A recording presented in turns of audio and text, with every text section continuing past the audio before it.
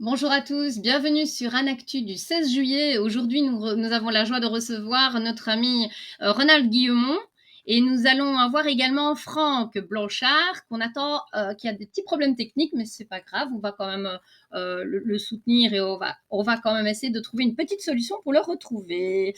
Enchanté Ronald. Enchanté aussi, Anne. Je suis très heureux de ton invitation. Merci. Alors, on avait déjà eu l'occasion de discuter ensemble et il y avait eu un petit problème technique. On devait normalement faire une intervention ensemble et ça ne s'était pas mis. Donc voilà, c'est reporté, mais tu es là, présent et en plus en direct. Donc on va pouvoir poser toutes les questions qu'on veut à un de nos agents de police préférés.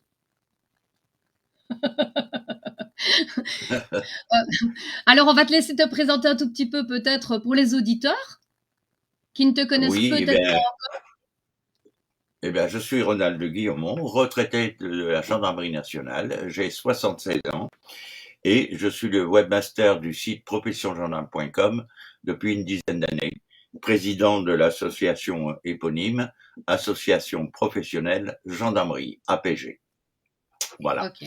Et Alors, on me qualifie très souvent de complotiste, mais je le revendique très fortement. c'est très bien. Je trouve que c'est une très bonne chose d'être complotiste.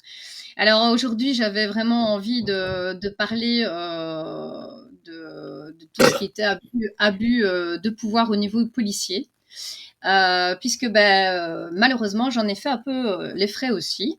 Donc c'est pour ça que je voulais sensibiliser, surtout que ça suivait notre fameuse intervention où on a parlé des personnes ciblées. Et malheureusement, à l'heure actuelle, les outils de propagande sont utilisés aussi. Enfin, on utilise aussi la police comme outil de pression sur les citoyens. On a remarqué ça depuis un petit moment. Hein. Il y a quelques abus policiers, que lors des manifestations, les policiers font des petits extras. Qu'est-ce que tu en penses? Alors, déjà, il y a une différence entre policiers et gendarmes. Nous sommes collègues, hein. On a le même but, on fait le même métier. Depuis quelques années, nous travaillons pour emploi sous le même ministère, c'est-à-dire le ministère de l'Intérieur. Mais la différence entre un policier et un gendarme, c'est que le gendarme est un militaire, déjà pour commencer, Mhm. et le policier est un fonctionnaire. Bon. Autre différence également, c'est que dans la police, il y a des syndicats, il y a des associations professionnelles et des syndicats. Depuis très peu de temps, depuis 2015, nous avons réussi à entrouvrir la porte de ce qu'on appelle la grande muette, c'est-à-dire de l'armée, donc de nous les gendarmes déjà pour commencer. Et nous avons obtenu par condamnation de la France en 2014 la loi du 28 juillet 2015 autorisant l'ensemble des militaires français à se constituer en association professionnelle. Seulement, D'accord. cette loi, je la dénonce quand même, malgré tout, elle est unique, bien que j'y ai participé. C'est que dans cette loi, il est dit que les associations professionnelles, donc on ne parle pas de syndicats, on parle d'associations professionnelles pour les militaires, pour faire partie du bureau d'une association professionnelle militaire, il faut être militaire en activité de service, c'est-à-dire que les retraités sont mis hors course. Et pourquoi? Tout simplement parce que le militaire retraité est Et puis libéré du devoir de réserve. Du devoir de réserve. Alors beaucoup de gens, il y a même certaines autorités, confondent et se trompent en parlant du devoir de réserve et parlent de droit de réserve. Un droit, c'est un droit, ça tout le monde sait ce que c'est. Un devoir, c'est autre chose. Nous avons des devoirs. On a le devoir du secret professionnel, qui est valable pour les médecins, pour les gendarmes et pour les policiers d'ailleurs. Hein, on n'a pas le droit de révéler nos enquêtes, on n'a pas le droit de révéler les condamnations dont on a pu faire l'objet du pont ou du rang. Mais ce devoir de réserve, malheureusement, n'est pas encadré d'une manière législative. En clair, d'accord. il n'y a aucune loi qui encadre le devoir de réserve. Voilà, tout simplement. Il est Alors, laissé c'est à très la bien libre que tu en parles, interprétation. tu en parles à l'ouverture directement, puisque première réflexion qu'on a eue, donc j'ai un des auditeurs qui nous dit que, à la limite, c'est une fois que vous êtes à la retraite que vous devenez entre guillemets courageux, qui disent, tout en ayant joué un jeu jusqu'à leur retraite. Mais là, t'expliques pourquoi. Bon, alors, il a raison, il a raison, il a raison. Hein, c'est A Liberty Human Me qui est écrite là. Il a en partie raison.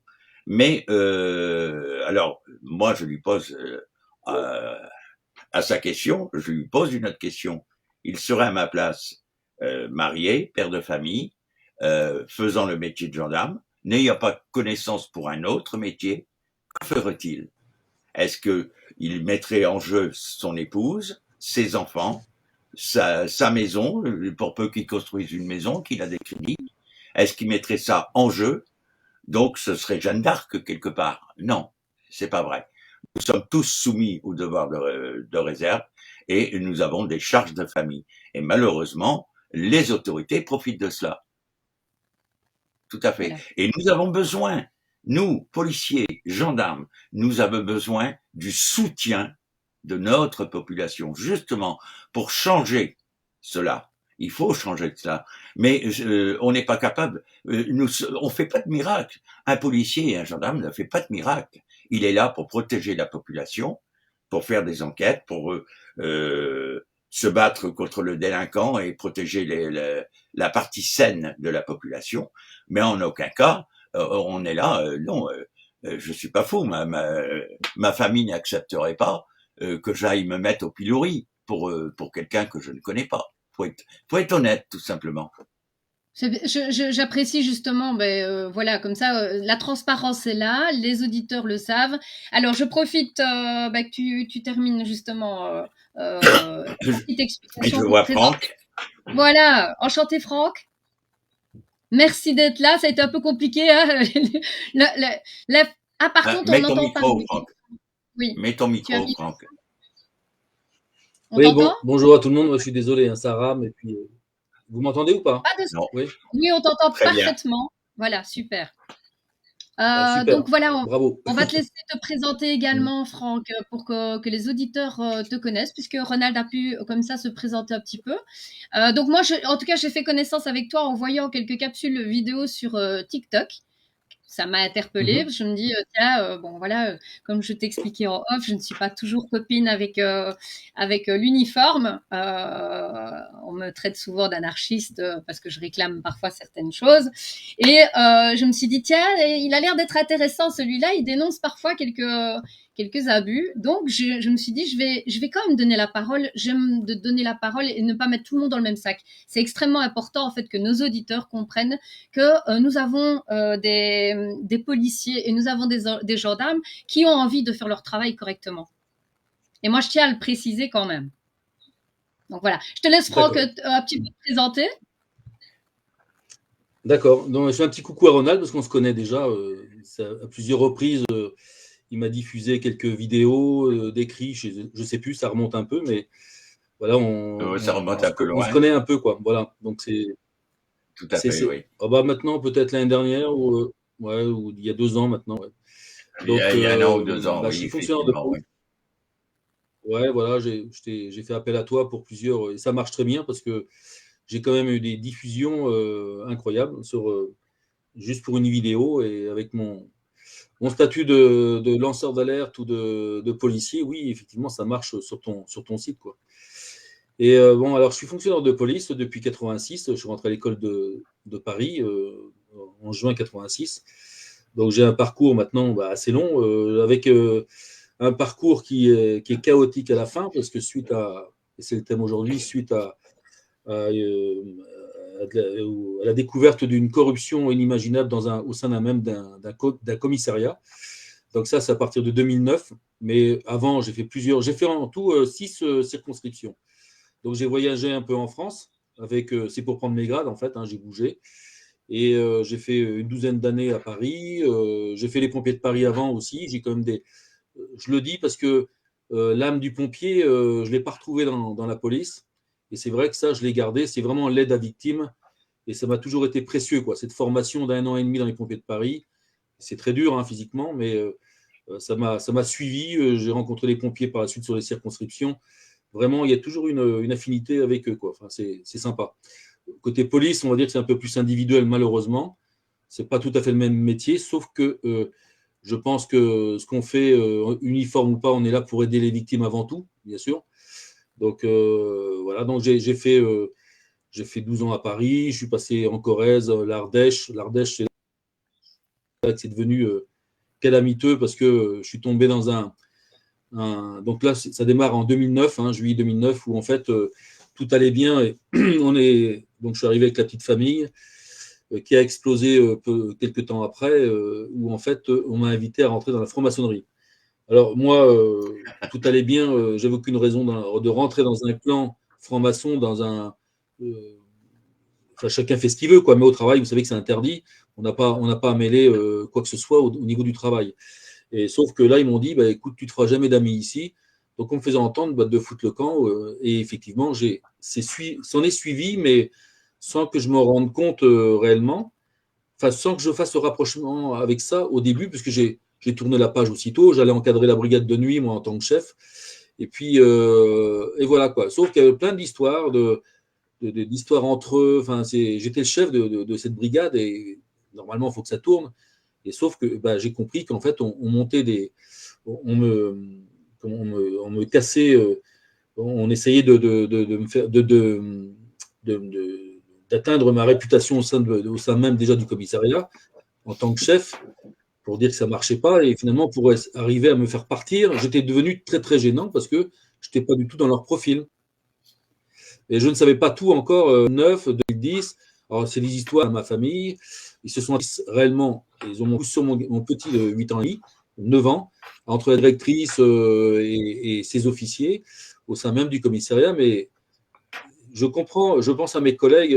D'ailleurs, j'ai monté un site, je t'ai passé le lien, Anne, ce Oui, site oui, on va mettre tout ça. en 2020 parce que je suis très sensible à la souffrance de mes collègues et puis de leur mort surtout. Parce que j'en suis témoin aussi. Je suis témoin j'ai 3 collègues que j'ai connus qui se sont suicidés. Le troisième, je ne le connaissais pas, il n'y avait pas d'affinité. Il est arrivé par mesure disciplinaire. Et maintenant, je comprends ce qu'on lui a fait, exactement ce qu'on me fait à moi, jusqu'à temps que vous mourrez, quoi. Ils sont vraiment dans un acharnement à vouloir vous tuer, à faire passer ça soit en suicide, soit en accident de la route. Hein. Ça, j'ai vécu un peu tout ça. Donc, bah, les années ont passé. Alors, j'avais la chance quand même d'avoir un collègue qui avait été vraiment harcelé avant moi. Donc, il s'est retrouvé avec moi à l'identité judiciaire. On a pu travailler là-dessus et surtout contrer ce qu'on nous faisait. C'était un harcèlement, une persécution incroyable. Pourquoi? Parce qu'en plus, on découvrait des affaires. Parce que c'est pas pour autant que, avec ma différence, on va dire, au sein de ce service, qui se cachaient, quoi. Enfin, c'est-à-dire les procédures, ils continuaient leur magouille policière et ça me passait dans les mains. Je suis officier de police judiciaire, d'autant plus que on s'est aperçu des grosses magouilles, des choses. On a essayé de me piéger même sur des interventions, enfin de toutes sortes. Et on était vraiment dans une espèce de guerre interne. Et c'est infernal parce que, enfin moi, je voulais surtout pas partir sans mon fils d'ailleurs.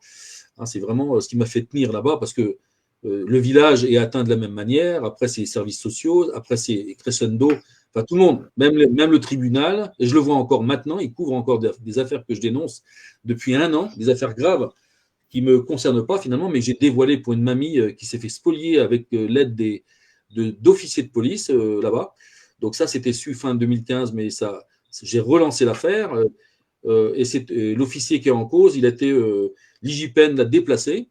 Alors c'est ça qui se passe chez nous, c'est que vous avez, on peut dévoiler, ils peuvent se faire attraper ces gens-là. Enfin dans la police, ça doit, je sais pas si c'est la même chose dans la gendarmerie, mais ça doit être similaire. Et finalement, En gros, c'est similaire. ouais, au lieu d'être sanctionné, c'est viré, il mérite d'être viré parce que de toute façon, on sait bien que tout le monde sait que tout ça, c'est criminel. Des fois en écriture, c'est criminel dans la fonction publique, quoi. Et ben non, pas du tout, parce qu'ils sont éventuellement. Alors, ils ont plus peur en fait de ce qui peut arriver, c'est-à-dire qu'ils déplacent. Éventuellement, un petit coup de promotion, ils montent en grade. Donc, je l'ai fait en 2014. Il est monté commandant grâce à moi, finalement, mais en même temps, bah, comment dire, ce harcèlement continue. Il a continué sur d'autres personnes avec ce même officier. Et là, il a été éjecté grâce à mon dossier. Oui, l'IGPN est descendu. Et en fait, il a été éjecté à l'autre bout de la France. Mais judiciairement, ils sont en train d'étouffer l'affaire. Alors, ce qui est déplorable là-dedans, c'est lui, c'est pas le plus important. C'est surtout cette mamie à qui on a spolié tous ses biens avec la complicité de ces personnes. Et puis, on la laisse mourir. Voilà, en maison de retraite maintenant récemment. Mais ça, c'est une affaire que j'ai un dossier que j'ai étayé avec preuve à l'appui, les mains courantes, tous les collègues sont au courant, enfin, etc. Et bien, ils arrivent encore à étouffer cette affaire. Franchement, dans notre pays, quand on voit ça, moi, je suis pas très étonné que tout le monde se plaint maintenant dans cette souffrance généralisée. C'est pas étonnant non plus qu'on enlève les enfants comme ça. Alors, on en parlera après si tu veux, mais mon combat a débuté là-dedans vraiment parce que je l'ai quand même vécu, donc j'ai vite compris ce qui se passait aussi. Ça, je l'ai vécu à partir de 2013. Ils ont monté c'est vraiment un petit complot contre mon fils pour m'atteindre moi. Donc, depuis 2021, bah, je suis à fond dans cette cause, entre autres toujours contre la corruption dans la police. Ça ne m'empêche pas de continuer. Donc, c'est lourd de travail. Mais pour les enfants, j'ai commencé en février 2021 avec Sandrine Awanto, qui est à Clermont-Ferrand, et qui, elle aussi, franchement, a beaucoup de mérite d'être toujours en vie, parce que je peux parler comme ça. Vous avez des mères, je parle plus des mères, parce que les hommes, encore, on peut. Mais enfin, c'est pareil, hein, on fait mourir les hommes, mais ces femmes isolées avec leurs petits, qu'on enlève leurs enfants. Je vois pour Sandrine, c'est une véritable persécution. Je l'ai aidée, hein, elle a été mise en examen, tout est en faux, même la garde à vue, et c'est vraiment un nid à Clermont-Ferrand. Je vous assure que c'est pas drôle. Et ça, je connais Clermont-Ferrand, je connais Nice maintenant, je connais l'Ardèche parfaitement, partout, et je vois que cette corruption, on la retrouve partout, quoi. Mais après, il y a quand même, c'est mon constat personnel, il y a quand même des villes en France où c'est vraiment ancré, cette corruption. C'est vraiment on va dire des vrais criminels, quoi. Enfin, vraiment, c'est dangereux, quoi. Et je vois ce qu'ils lui ont fait à Sandrine, juste pour l'exemple, récemment, parce qu'elle doit retrouver sa fille, mais l'ASE de Clermont-Ferrand fait en sorte, alors que les juges étaient partis pour qu'elle retrouve sa fille, elle a des droits de visite de 5 heures sur tous les 15 jours, et l'ASE se met en travers, je les connais, parce que je me suis battu vraiment dans les écrits contre ces personnes. Et encore, ils sont après elle, de manière à ce qu'elle ne récupère pas sa fille qui a été violée, voilà, à l'âge de 4 ans. Et avec preuve à l'appui, c'est le début de ses ennuis, quoi. Mais tout ça, pour en venir à mon cher métier, on parle de l'aide sociale à l'enfance. Évidemment que ces gens-là qui ne sont même pas fichés à délit, on ne sait même pas qui ils sont finalement. Pour moi, c'est des gens des moins que rien qui viennent arracher les enfants comme ils le font aux parents. Ils n'arriveraient pas à leur fin si la police n'était pas complice, évidemment, parce que la police, alors même mes collègues dans les vidéos où il y a sur le rassemblement des Inda, là, le 11 mai, moi je l'ai crié haut et fort au micro, surtout il ne faut plus suivre donc ces services gardiens, je parle à mes collègues ou les gendarmes, parce qu'ils vont commettre eux-mêmes des crimes sans le savoir, quoi. Parce qu'on ne peut pas, vous vous rendez bien compte qu'on ne peut pas se soumettre à des actions comme celle-ci, se soumettre à des instructions complètement à l'envers des choses, contre les droits fondamentaux, et puis j'en passe. Et on peut pas, si on ne réfléchit pas, effectivement, on suit, on peut frapper, on peut tout faire, on se déchaîne, alors qu'avant, quand même, il y avait des fois des violences. L'IGPN descendait, c'était quand même chaud. Les gens ne pouvaient pas s'en sortir comme ça. Maintenant, on le voit en direct dans les manifs, partout, tout le monde se défoule. C'est invraisemblable, et surtout, même pour des mères, et c'est plus facile sur les mères isolées, je le constate avec leur enfant. Pour Sandrine, c'est ça. J'ai d'ailleurs mis ma plainte, la plainte que j'ai faite pour elle l'année dernière, je l'ai mis en ligne sur mon site. Je pourrais le donner. Hein, donc, elle est intéressante parce qu'on voit tout le déroulement. Malheureusement, pour elle, elle a tout vécu. Et ça peut servir, parce que je fais ça toujours dans le juridique, et on voit ce qui se passe dès l'arrivée des forces de l'ordre avec le service gardien, et tout ce qu'ils peuvent faire en faux, je pense qu'ils peuvent transpirer encore. Alors, ils enterrent la plainte jusqu'à maintenant, à Clermont-Ferrand, mais on voit bien ce qui s'y passe avec. C'est vraiment une collusion de toutes les institutions. Voilà, ce qui se passe, c'est que les gens ne savent pas dire. Tu fais bien de dire toutes les institutions, oui, mais je ne serais pas trop négatif néanmoins. Et il y a une chose que je suis en relation quand même avec pas mal d'officiers de l'armée, des officiers généraux, des officiers supérieurs et des officiers de gendarmerie également. C'est que depuis quelque temps, et je reprends le premier commentaire d'un de nos lecteurs là, c'est que diviser pour mieux régner. Et ça arrange le gouvernement, effectivement, de mettre la zizanie entre le peuple et sa police. Or, la police aujourd'hui, le recrutement en gendarmerie, c'est la même chose. On se plaint du recrutement. D'une part, on a très peu de recrutement parce que les jeunes commencent à y voir clair. C'est un métier très difficile qui est sous-payé finalement, vu les risques, vu le nombre d'heures que l'on fait. Et il y a un recrutement qui est fait malheureusement au ras des pâquerettes aujourd'hui. Quand moi je suis rentré en gendarmerie, on ne demandait pas de diplôme, on ne demandait pas le bac, on ne demandait pas le BEPC, etc. On demandait d'avoir une culture générale d'une certaine moyenne, mais il y avait des enquêtes qui étaient faites sur l'intéressé, sur la famille de l'intéressé, et c'était beaucoup plus strict que ça ne l'est aujourd'hui.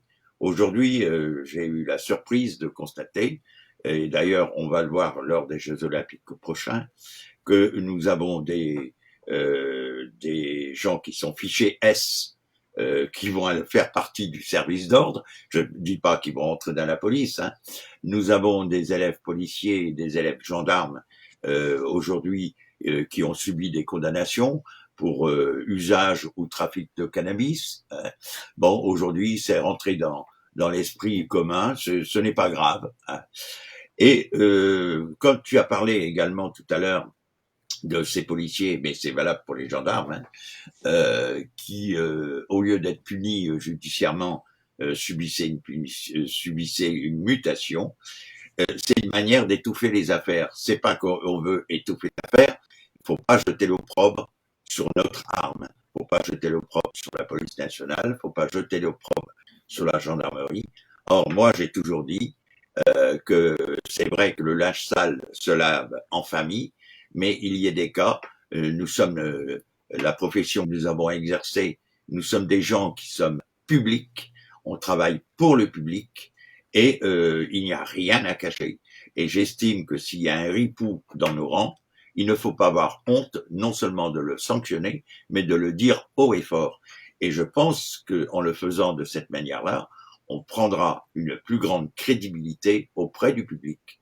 Par contre, j'appelle le public, ne vous laissez pas faire, ne regardez pas les images catastrophiques qu'on a eues lors des Gilets jaunes. Tout gendarme que je suis, je revendique être un gilet jaune. Et j'ai été un gilet jaune de la première heure. Et je n'ai jamais vu, bon, j'ai la chance d'être tout à l'ouest, hein, à côté de Brest, en Bretagne, je n'ai jamais vu de vraie violence ou de violence entre gilets jaunes et policiers. On se retrouvait souvent sur les ronds-points où j'avais les policiers ou les gendarmes qui, en tournant le dos aux appareils photo ou aux caméras, venaient casser la croûte avec nous et on pouvait discuter. Voilà. Donc, moi, je garde une bonne image de la police, mais on a besoin de la population pour nous aider.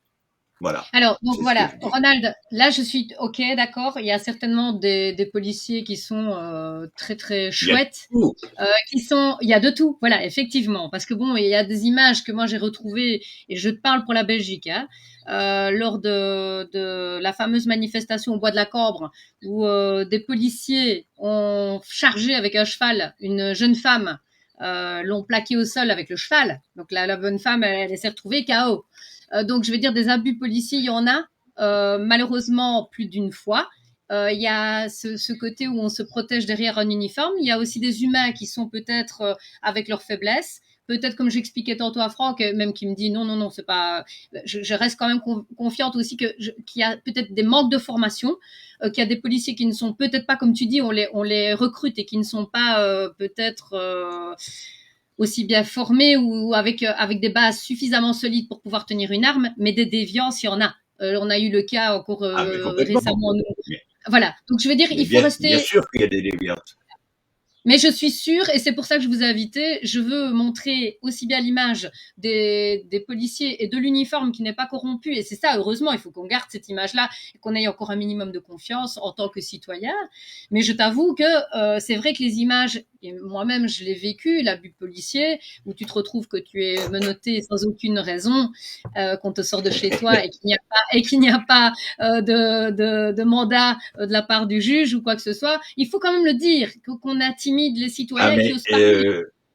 en tant que gilet jaune sur Brest, j'ai une copine, parce que c'est devenu une copine, qui est épouse d'un officier d'armée, hein, de la marine, qui ne peut pas encadrer les flics, mais elle peut pas les encadrer et elle ne peut pas s'empêcher de le dire en plus. Et donc, il a vu des images catastrophiques lors des manifestations gilets jaunes sur Paris, et qui, en gilet jaune à Brest, interpellait les policiers qui étaient en face d'elle. Et moi, je lui dis, mais pourquoi tu interpelles ce flic-là qui est devant toi? Qu'est-ce qu'il t'a fait? Il t'a rien fait. Ouais, mais ils ont frappé ceci, ils ont frappé cela. Mais j'ai dit, celui-là qui est devant toi, que t'a-t-il fait? Il t'a rien fait. Il t'a rien fait. Et ça, c'est entrer dans le jeu du gouvernement. Parce que, je l'ai expliqué lors d'un live, la stratégie lors de manifestations, un policier ou un gendarme qui va passer 8 heures ou 10 heures sur un rond-point à attendre et se faire insulter, se faire ramasser n'importe quel objet, eh ben, on va le monter en pression. Mais le manifestant, lui, quand il vient manifester, il a des raisons de manifester. Hein, c'est pour une augmentation de salaire, c'est parce qu'il est sous-payé, pour différentes raisons. Et il a raison de manifester. Eh bien, on va chauffer le manifestant. Et en fin de journée, qu'est-ce qui va se passer? Eh bien, il y a le manifestant, quand il peut balancer un pavé ou quoi que ce soit sur un flic, il va le soir rentrer chez lui et dire à ses copains, t'as vu le flic, ce que je lui ai balancé? Mais le flic qu'on a chauffé et qu'on a lâché sur le manifestant, quand il va rentrer à sa caserne, il va dire à son collègue gendarme ou policier, t'as vu le coup de matraque que j'ai mis à celui-là? Qu'est-ce que je lui ai donné? Et on a oublié une chose. On a complètement oublié le pourquoi on est là. Le pourquoi. Normalement, policiers et gendarmes sont là pour encadrer une manifestation et non pas pour la réprimer. On est là pour encadrer. Bon, maintenant, il est un fait certain, et c'est ce qu'on nous a montré à Paris sur les différentes images, c'est qu'on va mettre les Black Blocs, mais les Black Blocs, ne cherchons pas trop d'où ils viennent. Hein. On laisse passer les Black Blocs, ça arrange tout le monde. Il y a de la casse, Oui. il y a des coups, et à ce moment-là, on peut rentrer dans le jeu de la répression. Exactement. Quand on voit le préfet l'allemand, ce qu'il a osé dire à une manifestante, et ce que tu viens de citer, tu m'as parlé de cette jeune fille ou cette jeune femme chargée. Je vais remontrer l'image, je vais remontrer. Mais à Nice, on a cette grand-mère qui portait un drapeau LGBT et qui s'est tapé une fracture du crâne parce qu'il y a une charge policière, alors que la grand-mère, elle n'était pas dangereuse pour le moins du monde. Bon. Mais moi, j'ai d'autres images que j'ai publiées sur mon site. Moi, j'ai vu des manifestants et des policiers s'embrasser. Oui, mais ça, il faut garder ça en mémoire. Je suis tout à fait d'accord avec toi, il faut garder en mémoire, ça, il ne faut pas l'oublier, ça c'est sûr et certain. Mais c'était des images qui étaient extrêmement violentes. N'oublions pas que quand il y a eu les événements du Bataclan, quand il y a eu Charlie, tout le monde était Charlie, et tout le monde se battait pour embrasser un flic. Il ne faut pas oublier ça non plus. Donc, moi, je suis tout à fait d'accord avec toi. Cette petite guerre n'a pas lieu d'être. Un policier ou un gendarme, quand il rentre dans ce métier, il ne rentre pas dans ce métier pour prendre une matraque et casser du manifestant, il rentre pour se mettre au service du public. Maintenant que le policier ou le gendarme, au bout de quelques années, il en a ras la casquette, il en a marre parce qu'il se fait insulter, que oui, il peut changer, évidemment. Voilà. Mais le but premier de ce métier-là, c'est un beau métier, il est pour protéger la population. Mais au départ, c'était les gardiens de la paix. Et puis après, on a. C'est les gardiens de la paix. Oui, mais ça a changé. C'est le gouvernement qui a changé le nom. Force de l'ordre. Oui, mais de quel ordre? forces de l'ordre. Oui, mais de quel Ben ordre oui, parle-t-on? mais à qui Est-ce qu'on parle obéissent-ils? de l'ordre? Est-ce qu'on n'est pas tombé, Ronald, dans quelque chose où maintenant les policiers n'ont Alors, même pas trop le choix, mais ils ils sont obéissent. dirigés par. Oui, ils obéissent à des élites. Ils obéissent à leur autorité première, mais cette autorité obéit à une autre autorité. Il y a plein de choses qui ont été faites lors des manifestations Gilets jaunes. C'est encercler les manifestants, c'est complètement interdit, il faut laisser une porte de sortie. Il est évident que si on attrape 100, 200, 300 manifestants et qu'on va les encercler et ils n'auront aucune porte de sortie, il y aura de la casse. Hein. C'est une évidence.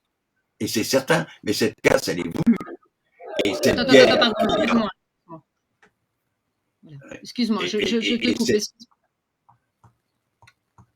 Vas-y, Ronald. oui, C'était parce que je oui, voulais partager encore des images qui étaient sur la toile. oui, et cette guerre qu'il y a, qu'on entend, hein, bon, il est vrai, moi je vois sur mon site, j'ai quand même à peu près 10 millions de visites par an maintenant, et je vois les commentaires que j'ai sur mon site, je ne censure pas, hein, ça c'est, je suis connu pour ne pas censurer.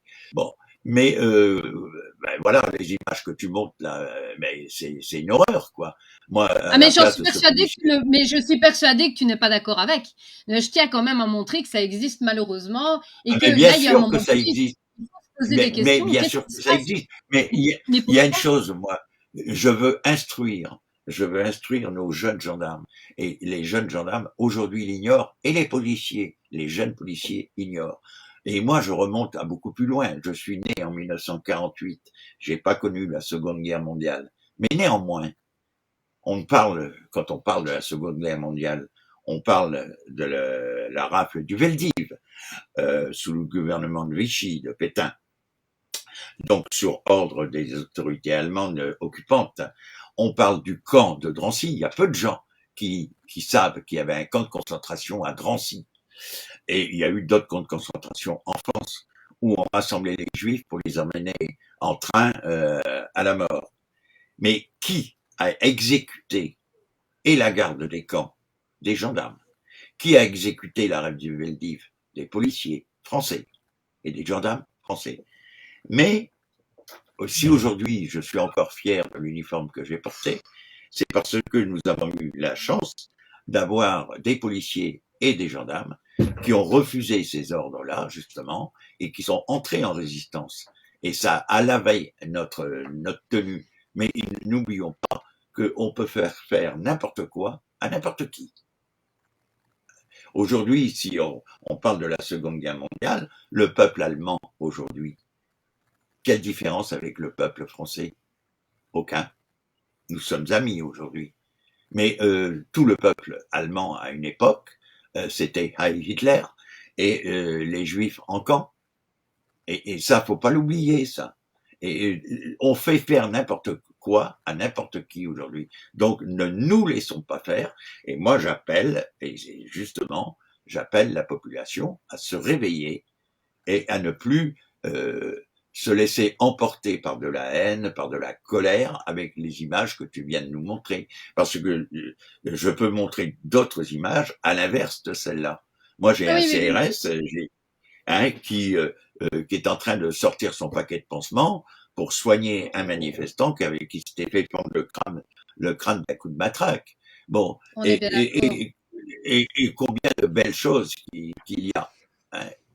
Il y a On est bien franchement d'accord. de belles On est choses. bien d'accord, mais je Voilà. remarque quand même que Franck a été harcelé à partir du moment où lui dénonce Ah, mais lui-même des complètement. faits Ah, mais de corruption tout ce que dit par Franck, ses propres euh, je collègues. je l'approuve, mais tout ce que dit Franck, je l'approuve, mais complètement. Mais bien sûr, moi, quand j'ai créé mon site au départ, j'ai été pris pour un complotiste, et c'est pour ça que je le revendique aujourd'hui, parce que je veux que ce mot complotiste, qu'on lui donne son véritable sens. Et je vais aller plus loin. Tout policier qui fait bien son métier, tout gendarme qui fait bien son métier est un complotiste. Parce que, pourquoi? Tout simplement, il fait une enquête sur un cambriolage, il soupçonne quelqu'un, il arrête le délinquant, entre guillemets, et le délinquant va lui dire non, non, monsieur le gendarme, c'est pas moi, j'ai rien fait, je vous jure, j'ai rien fait. À ce moment-là, il a deux solutions, le flic ou le gendarme. Ben oui, il a dit que c'était pas lui. On clôt l'enquête. Ou alors, il poursuit l'enquête, il n'écoute pas ce que le délinquant dit, et à ce moment-là, en poursuivant l'enquête, il est complotiste, parce qu'il ne croit pas ce que le délinquant vient de lui dire. Ben aujourd'hui, avec nos dirigeants, avec nos gouvernants, c'est exactement la même chose. C'est exactement la même chose. Et ça, Donc là, tu encourages en fait. Alors, tu encourages Ronald tes collègues, tes anciens collègues, à prendre leurs responsabilités et maintenant à entre guillemets, désobéir. Je veux dire à ce qu'on essaie d'imposer. La désobéissance est prévue par la loi, déjà pour commencer. Ouais. Donc, refuser un ordre illégal. J'ai parlé de la grand-mère qui portait son drapeau LGBT. Ben, ça ne veut pas dire qu'elle était LGBT, mais elle avait ce drapeau-là à Nice et qui s'est retrouvée avec une fracture du crâne sur une charge de CRS. Il y a un capitaine de gendarmerie qui commandait son escadron qui a refusé la charge et qui n'a pas chargé. Voilà, tout simplement. On charge, on ne charge pas des manifestants qui manifestent dans le calme. Au début, moi sur les ronds-points, quand j'allais manifester en Gilets jaunes, qu'est-ce que je voyais? Je voyais des retraités avec leurs enfants, avec leurs petits-enfants. Bon, c'est pas malin d'amener des jeunes enfants sur une manif, surtout en ce moment. Mais à l'époque, c'était comme ça que ça se passait. Ça se passait comme ça. Et il faudrait que ça revienne comme ça. Il faut arrêter cette guerre. Et en plus, alors le pire, c'est que on parle aussi de guerre des polices. C'est faux. Il n'y a pas, entre Franck et moi, on n'a jamais été concurrents, on n'a jamais été ennemis. C'est au niveau des autorités supérieures. Bon, celui qui va tirer la couverture à lui, sur telle enquête, il va ramener les billes dans son camp. Et c'est là que la guerre existe. Et encore, la guerre, elle n'est même pas franche, parce qu'ils se retrouvent la plupart du temps, officiers de police et officiers de gendarmerie, se retrouvent chez le préfet pour un vin d'honneur avec des petits fours. Hein. Donc, ils se font pas la guerre réellement. Hein. Mais bon, c'est trop facile de mettre policiers contre les gendarmes. Alors, Franck, qu'est-ce que tu en penses, toi, de ce que dit Ronald? Bah, écoute, déjà, Ronald, je lance pas l'opprobre sur la tenue, sur la police ou la gendarmerie, loin de là. Et si je suis toujours en train de me battre comme ça, c'est justement pour redorer, on va dire, l'image de la police ou de la gendarmerie.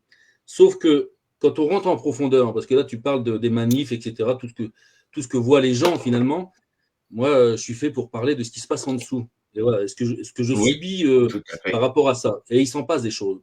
Tu parles de guerre de police. Mais oui, il y a de la guerre de police, parce que je veux te situer, on va se resituer en 2003, je crois. Là, je suis en Corrèze, où en fait, il y a un serial killer qui vient de tuer une mamie. Et c'est l'un de mes coéquipiers qui, finalement, l'arrête un samedi et le ramène. Ils ont été faits, hein, et j'ai subi un harcèlement, mais là aussi, on peut en parler dans le domaine du harcèlement. Le simple fait d'avoir été informé en tant que chef que le procès-verbal qu'avait fait mon collègue avait été refait en faux, évidemment, et là, je parle de tenue, c'est pas la PJ non plus, c'est des gens civils qui pourraient être en tenue, qui font partie du service d'investigation, tout simplement, donc dont j'aurais pu faire partie, ou un autre, peu importe. Donc, on est vraiment au sein même d'un commissariat, d'un petit commissariat, où tu as déjà une guerre des polices, déjà entre services. Ça, c'est propre aux individus. Moi, je te parle pas des gens, on parle de formation, les gens sont formés, c'est pas vrai, ils sont formés. Après, vous avez des imbéciles qui n'ont rien compris à la vie et qui vont se mettre à faire les francs de jour dès le début, à frapper les gens, ou tu vois, ils sont déjà là-dedans. Après, il n'y a pas une bonne sélection, évidemment, parce que si on sélectionnait avec ce qu'il fallait, comme ça se faisait avant, comme je disais, oui, c'est vrai, il y avait une enquête DRG, tu ne le savais pas, mais il y avait quand même une enquête, donc on savait qui tu étais, et que maintenant, ils doivent déjà, plus personne ne veut rentrer chez nous, alors il faut rentrer ce qu'ils peuvent, je crois, et surtout qu'il y en a beaucoup qui sont partis en masse, là, je crois, en 2022, il y a peut-être 2000 policiers, je crois, simplement. Ils sont partis en un an, enfin, tu vois, en masse. Parce que qu'est-ce qui se passe en profondeur? Et là, j'y reviens. Moi, je ne parle pas des manifs. Effectivement, je suis d'accord avec toi. Les manifs, j'en ai parfaitement conscience, les manifs, moi sur les Champs-Élysées, là-bas, je me souviens, les polices ou les CRS, ou qui tu veux, c'était toujours en parallèle, il n'y avait jamais d'affront à la manifestation. Il n'y avait jamais de problème, à part des gens qui passaient, des groupes, ça venait des banlieues, ça pouvait arriver, mais jamais t'affronter une manifestation, tout se passait bien. Même une grande manif qui descendait les Champs-Élysées, je compare ça avec les Gilets jaunes, on a vu ce qu'ils ont fait. Donc la politique n'est pas la même, c'est des instructions, quoi. Hein. Donc guerre des polices, oui, elle existe. Guerre entre police et gendarmes, moi, j'ai jamais eu de souci avec les gendarmes, sauf actuellement, et je me permets de le dire, où en fait, je suis harcelé par mes propres collègues gendarmes qui sont localement, hein, donc à 15 km de chez moi. Au petit matin, ils envoient des jeunes pour me sauter le portail, il y a violation de domicile, tout ça, tout est signalé de toute façon. Là, mais là, ça rentre dans le cadre de mon harcèlement pour me faire taire. Voilà. Donc, ça continue. Donc, quand même, depuis 2009, je parle de l'Ardèche seulement, vous comptez le nombre d'années et on est toujours après ma tronche parce que je défends aussi maintenant ces placements d'enfants. Enfin, les placements, je défends, non, je me bats contre les placements abusifs des enfants. Ça n'en finit jamais, mais j'ai toujours ces dossiers. Fin 2015, j'ai dénoncé ces corruptions au sein même d'un service dont je suis témoin aussi à Paris. Donc, on remonte à là, c'était en 94, tu vois. Donc, ça remonte où, en fait, je le dis ouvertement, j'ai déjà dit, où, en fait, on a voulu me faire entrer dans un groupe, là, de baqueux, on va dire. Ils voulaient me faire entrer parce qu'en fait, ils faisaient des incitations, ils organisaient des faux cambriolages pour faire tomber des mecs, quoi, tu vois, pour les faire rentrer qui étaient peut-être délinquants, machin, mais pour faire du chiffre. Eh bien, j'ai découvert ça, malgré moi, on vient à moi, toi. Donc, je suis témoin de plein de choses comme ça, mais tout le long du chemin. Moi, jusqu'à 38 ans d'administration, là, j'avais quoi, j'avais 30 ans, quoi, toi.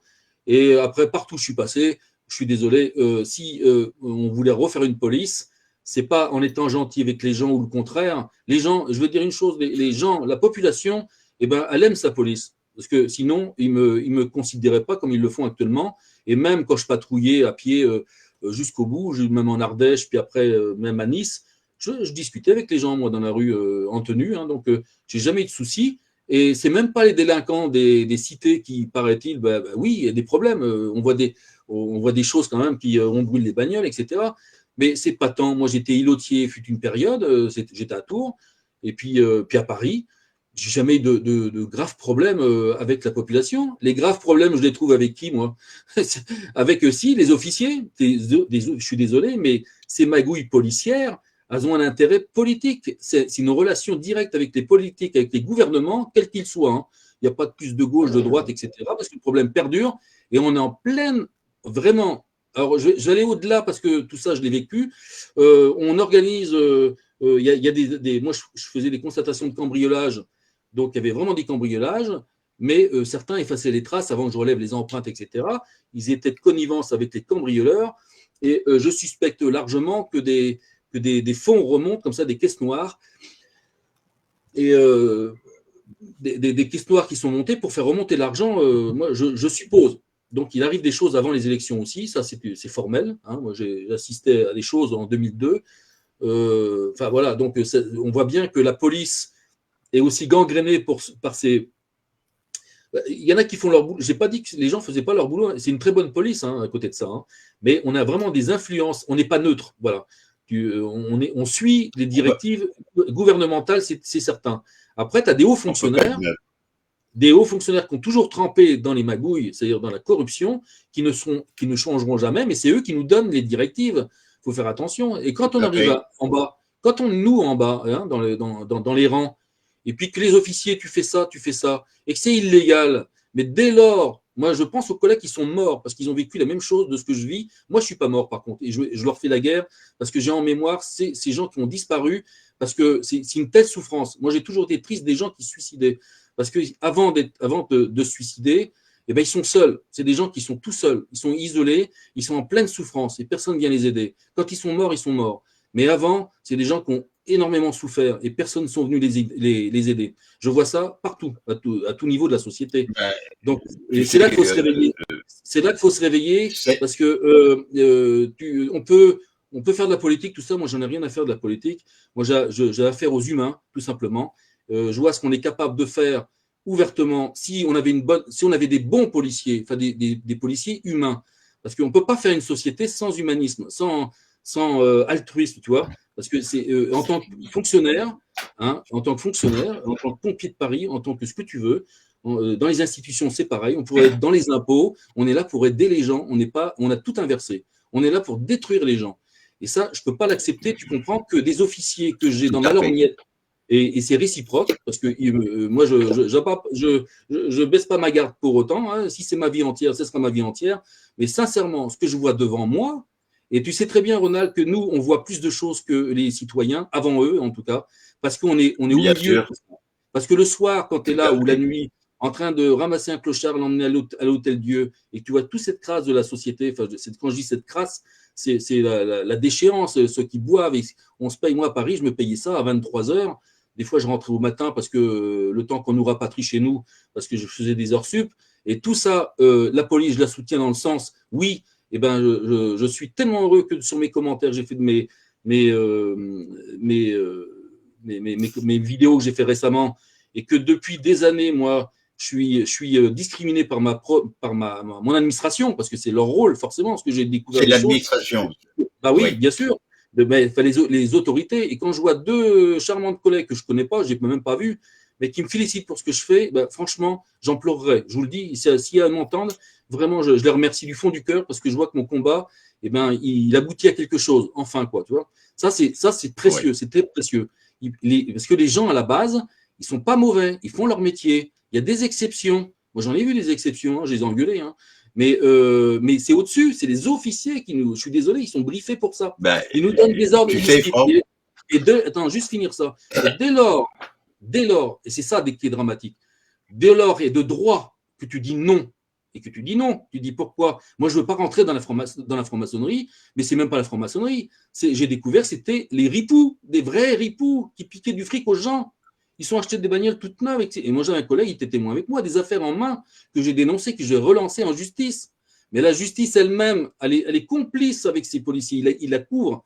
Je vais même aller plus loin. Les magistrats, ils ont peur, je vais te dire. Alors, il y a ceux qui sont effectivement complices, mais ils ont peur des flics. Parce que les flics, on est armés, nous.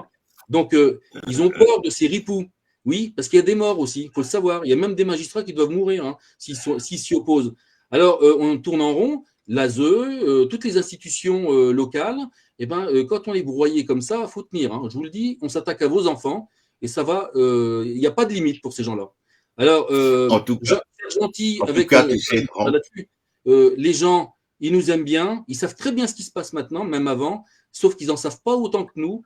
Et on est là pour, oui, dévoiler ce qui se passe en profondeur, parce que c'est en profondeur que ça se passe dans le ministère de l'Intérieur, et il ne nous fait pas de cadeaux. Il y a des complots, tu parlais de complotistes, j'aime pas ce mot de complotiste, parce que moi, c'est des complots, ils existent, et c'est dans le code pénal, bah oui, et tu as des organisations criminelles dans la police, gendarmerie, je n'y ai pas mis mon nez, mais j'ai vu ce qu'ils m'ont fait aussi localement, parce qu'ils reçoivent des instructions, et ils exécutent bêtement, parce qu'on leur dit, va embêter Blanchard, chez moi, oui, au petit matin, ils sautent le portail, ils tambourinent comme un flagrant délit. J'ai vu pour Sandrine Awanto, c'est parfait, le parfait exemple en 2018. Là, c'est sur mon site au passage. Franchement, une maman avec sa petite dans les mains. Là, je parle de flic, Ronald. Je parle de flic. Je suis désolé, on porte nos responsabilités. À un moment donné, je veux bien croire qu'on peut être défaillant, fatigué, qu'on est de mauvaise humeur, ça se passe mal à la maison, puis après, j'en sais rien, toi, ou on en a marre de cette délinquance qui vous crache dessus, parce que ça existe aussi. On en a marre parce qu'on a des horaires, et ça, je le proclame au nom des policiers, parce que je vois comment on me traite maintenant ma propre institution, comment moi, toute ma carrière, j'ai fait des horaires décalés des 3 à 8 et des machins et des trucs, et on est fatigué, on va au boulot avec 3 heures de sommeil, avec une arme à la ceinture, et puis il faut faire avec.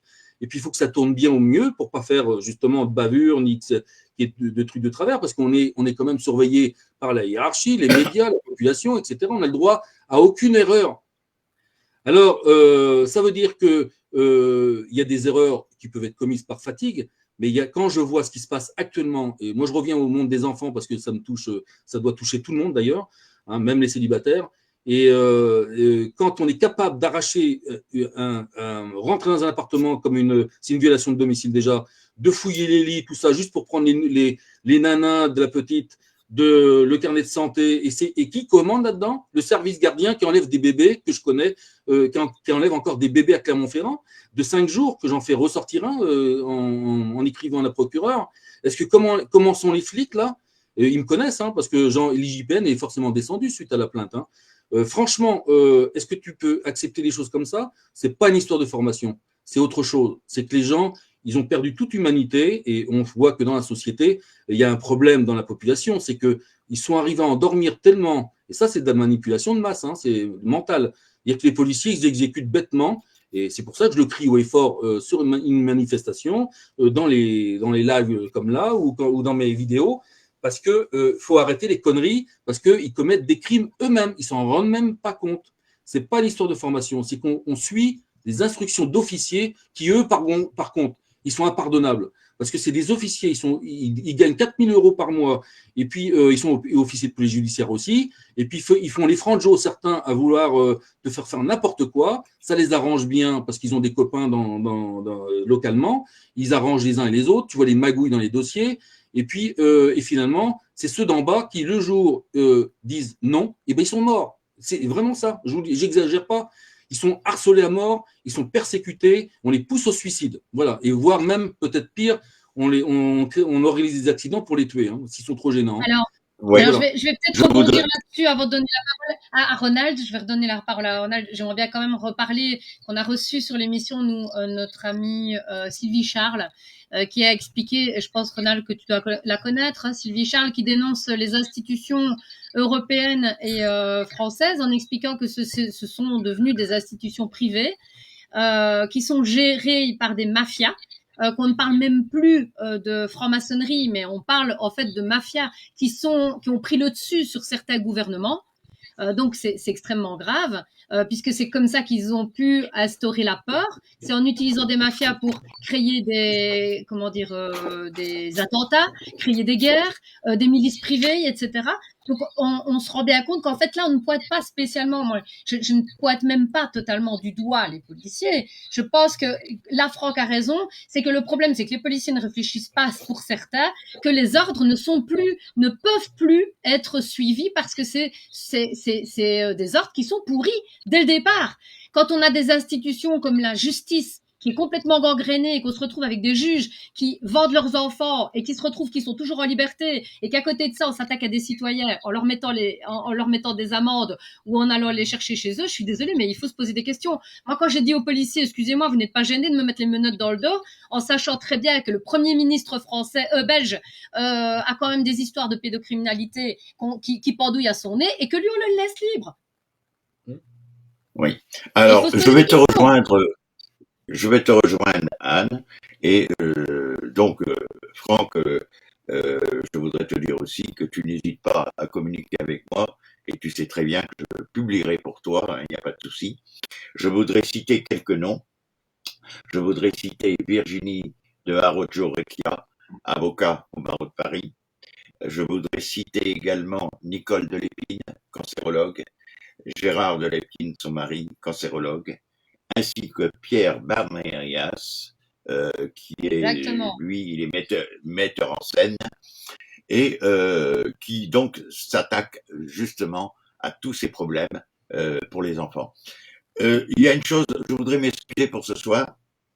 Là, je suis pris par les horaires. Anne, je suis désolé, je ne vais pas pouvoir rester beaucoup plus longtemps, hein, parce que je suis attendu autre part. Mais nous pourrons reprendre. J'ai vraiment vachement plaisir, Ronald, de t'avoir reçu. Eh ben, écoute, moi, c'était un grand plaisir aussi. C'est un grand plaisir d'avoir Franck en face de moi également, parce que c'est vrai, nous avons échangé. Et je voudrais conclure avec autre chose, c'est que quand on parle de suicide de policiers, depuis le 1er janvier 2024, nous avons 14 policiers qui se sont suicidés à la date d'aujourd'hui. 14 policiers, c'est énorme. c'est énorme. Et on a beau dire, il y a un numéro vert, c'est pas un numéro vert qui va inverser la tendance. Il est vrai que le métier de gendarme et le métier de policier, c'est le métier où il y a le plus de divorces, pour commencer. Alors, je voudrais rendre hommage aux épouses de policiers et aux épouses de gendarmes, car il faut accepter que leur mari fasse ce métier. Elles sont dans la crainte en permanence, la crainte pour la vie de leur conjoint. Elles vivent dans l'angoisse. En ce qui concerne les gendarmes, la plupart du temps, elles vivent en caserne. Et donc, je leur rends un grand hommage à ces épouses de gendarmes et de policiers. Je suis désolé d'être obligé de vous laisser. En tout cas, comptez sur moi pour continuer avec Profession Gendarme. Je terminerai en disant également que nous subissons tous et de la censure et de la pression. J'ai quand même été convoqué et entendu par la DGSI. Je m'en suis fait l'écho sur mon site. Hein. Et il y a le nom d'un gendarme qui est donc, en parlant des enfants également, je pense que Franck, quand je vais citer ce nom, doit connaître. Il s'agit du gendarme Jambert. Alors, je sais pas si ça vous parle, mais le gendarme Jambert, c'est l'enquêteur qui a permis l'arrestation et la découverte de Émile Louis, hein, dans l'affaire des nombreuses jeunes filles qui avaient été enlevées et qui avaient été assassinées. Et ce gendarme-là se serait suicidé, soi-disant. Sa fille a obtenu l'exhumation du corps 8 ans après, et on a découvert lors de la première autopsie qu'en fait le gendarme Jambert, il avait 2 balles dans la tête.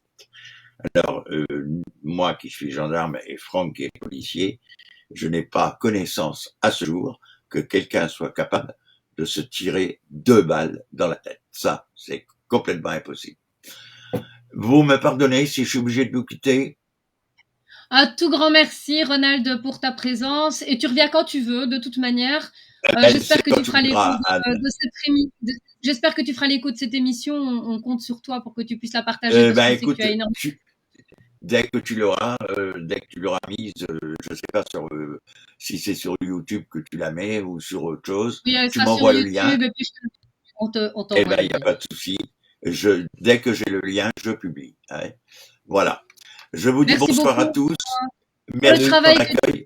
Merci Franck, j'ai été très heureux de te connaître. Salut Ronald. Et bon, ben non. Allez, je vous embrasse tous. À bientôt. Merci. Au revoir. Voilà.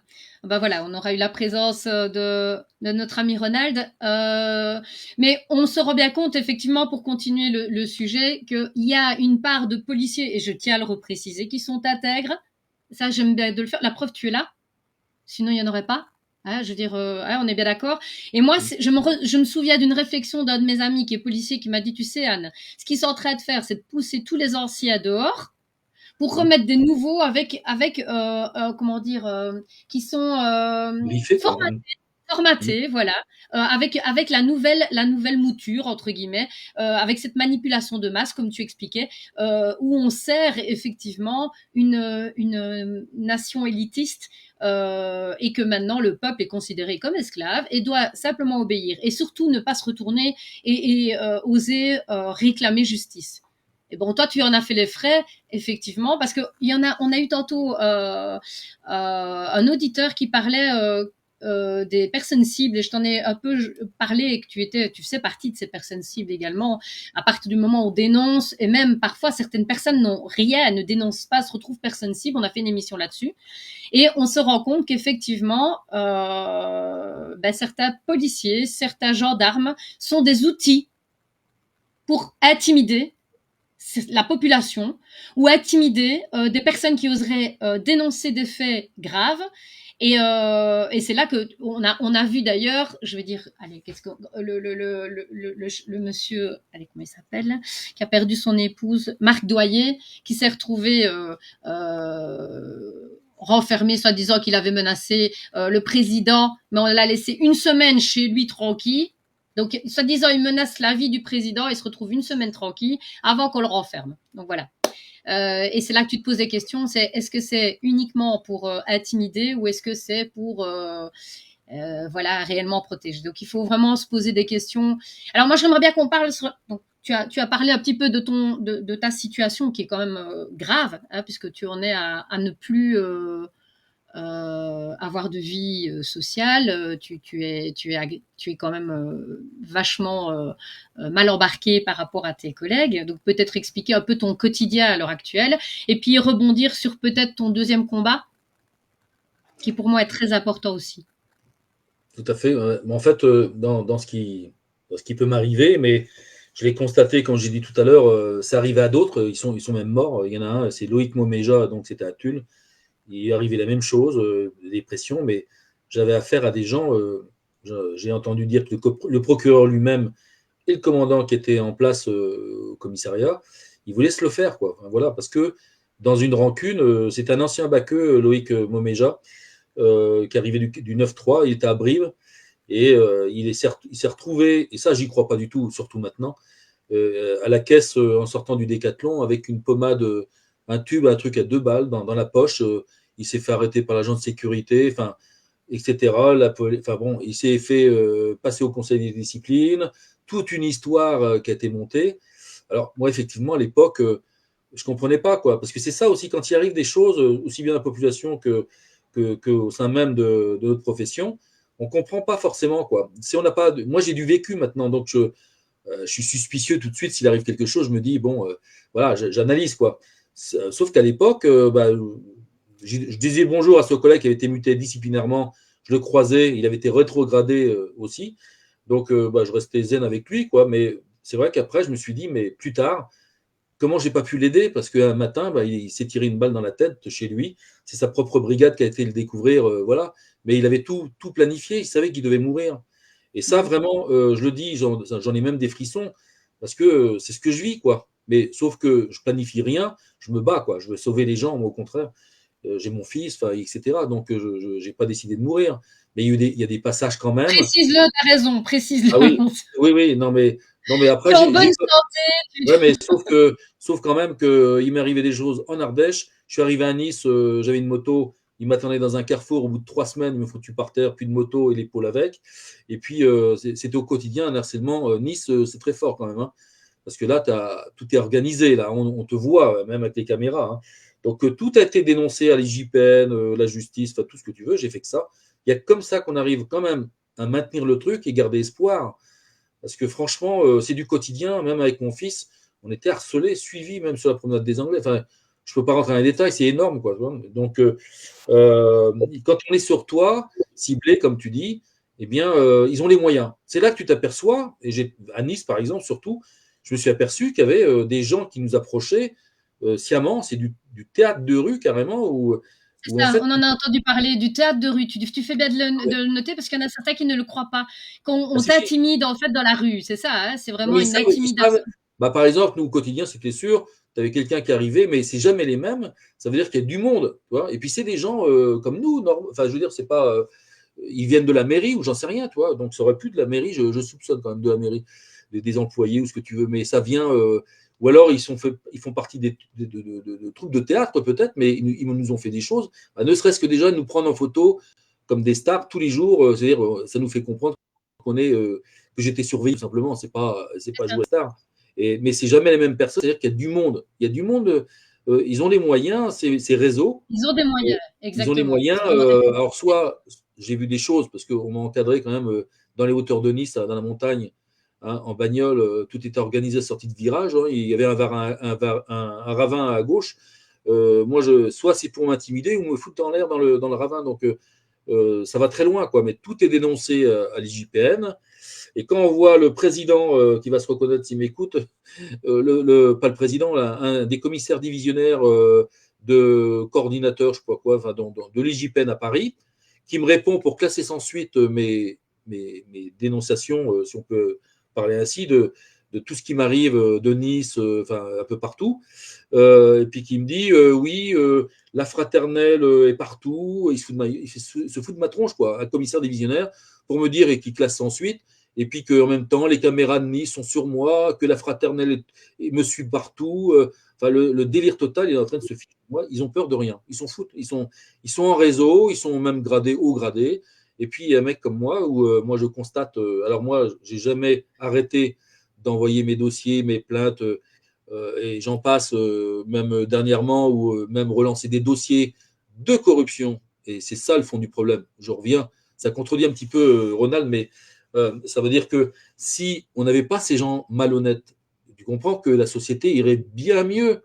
Parce que ce qu'on voit, c'est des gens qui deviennent fous dans la rue. Enfin, je parle de policiers. Certes, mais des gens, on les laisse faire. Moi, avant, tu ne pouvais pas faire ça. Hein, alors, c'est clair. Hein. Donc, ces instructions, mais suis les instructions qui veut aussi, où ils sont conditionnés. Tu vois, ils se déchaînent. On fait passer le peuple pour ennemi, tout simplement. J'en sais rien. Tu vois, ils sont briefés, quoi. Ça, c'est clair.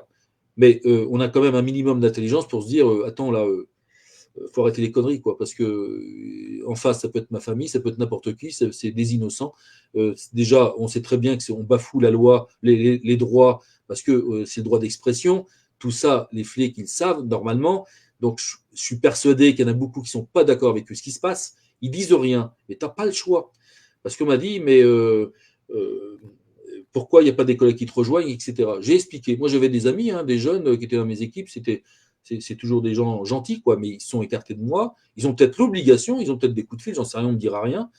Mais tout est surveillé. Faut pas oublier qu'avant, même avec les RG, les manifs, je veux dire, ou même des policiers qui devaient être surveillés pour certaines raisons, ils étaient surveillés, quoi. Et alors là, maintenant, c'est encore pire maintenant. Les téléphones, enfin, tout est à dispo pour pouvoir te surveiller, la population, comme les policiers qui vont dépareiller un peu, quoi, tu vois, ou qui dénoncent. Mais, moi, je l'ai vécu, Franck. Hein, je veux dire, donc c'est pour ça que je me suis permise de mettre l'émission en avant. Et je le dis haut et fort, je ne suis pas suicidaire. J'ai été harcelée par la police, effectivement, et sans aucune raison, puisqu'il y avait effectivement aucun document qui me prouvait que je devais être entendue par un magistrat. La preuve, bon, j'attends. Ça fait une semaine que j'ai été écrouée là avec les menottes dans le dos, et en attendant je suis toujours libre, et j'étais déjà libre à l'époque quand j'ai refusé de donner ma carte d'identité, puisque c'était un peu l'idée, hein, c'était de prouver qu'il y avait quand même des malfaçons dans ce qu'on était en train de vivre. Et comme je t'ai dit, je préfère vivre debout et je veux dire que de vivre à genoux. Donc voilà, c'est une chose qui est claire. Et je pense comme toi qu'effectivement à un moment donné il y a l'excuse de dire parfois que on a des loyers, qu'il faut payer des prêts, etc. Je vois quand même qu'il y a beaucoup de soignants qui ont quand même perdu leur place, qui ont refusé d'injecter des gens et qui ont décidé de ne pas se faire vacciner pour se respecter eux à titre individuel et respecter le serment d'Hippocrate.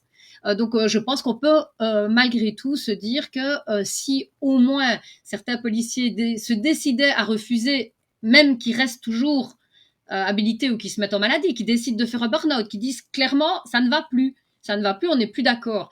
Mais le problème, c'est que si tout le monde se dit on a un prêt à payer, moi j'ai perdu aussi ma place au niveau scolaire. Je veux dire, donc parce que j'ai ouvert un peu trop ma bouche et qu'on m'a un peu intimidée, on m'a diminué mes heures de travail et puis on m'a dit clairement, oui, mais tu n'auras plus que 2 heures de travail la semaine. Et c'était vraiment du foutage de gueule. Donc on vit des pressions, on est en guerre.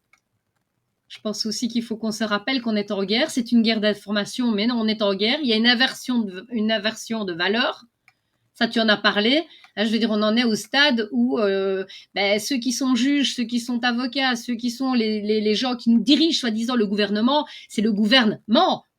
C'est ça qu'on a oublié de dire. C'est que ils ne sont pas là pour notre bien-être, ils sont là plutôt pour nous esclavagiser, pour avoir une mainmise sur le peuple.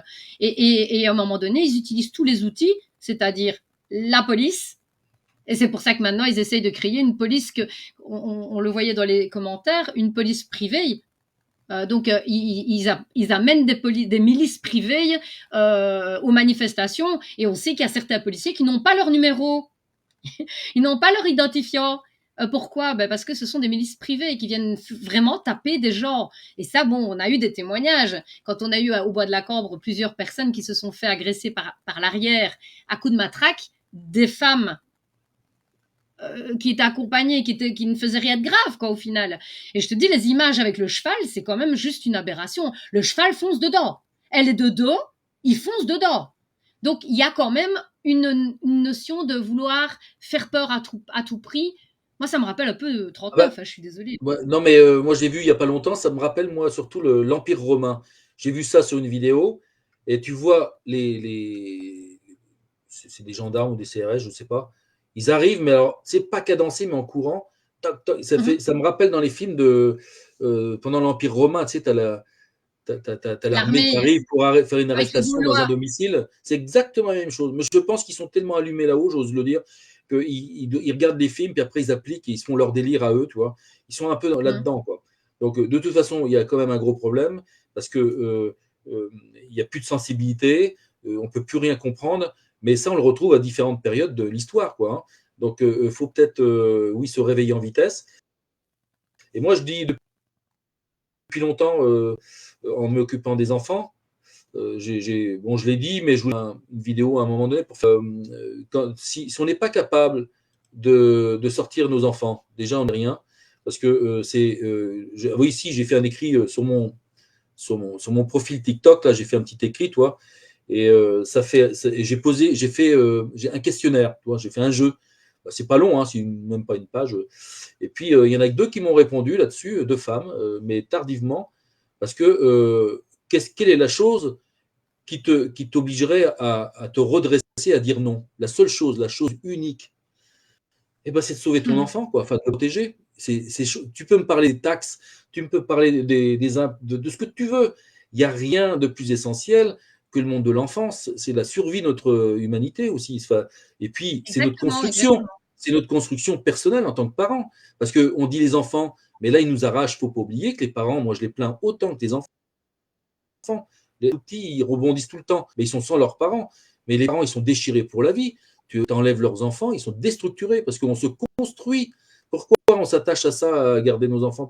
On se construit, on transmet les choses à nos enfants. C'est inné, ça. C'est depuis tout le temps, quoi, tu vois. On nous arrache vraiment de tout ce qui est Mhm. essentiel pour nous meurtrir, nous détruire, nous, adultes. Puis les enfants, je Exactement. t'en parle pas. Les enfants, eux, ils sont détruits, restructurés. Ils en font des futurs, comme Hitler a fait d'ailleurs avec Criminels, des ses futurs blonds aux yeux criminels. bleus. Non, mais Hitler faisait ça, des dortoirs de petits blonds aux yeux bleus là, qui allaient grandir là-dedans dans les foyers. Il en a fait des futures armées hitlériennes, quoi, tout simplement. Donc, c'est la même chose. On est en train de vivre la même chose.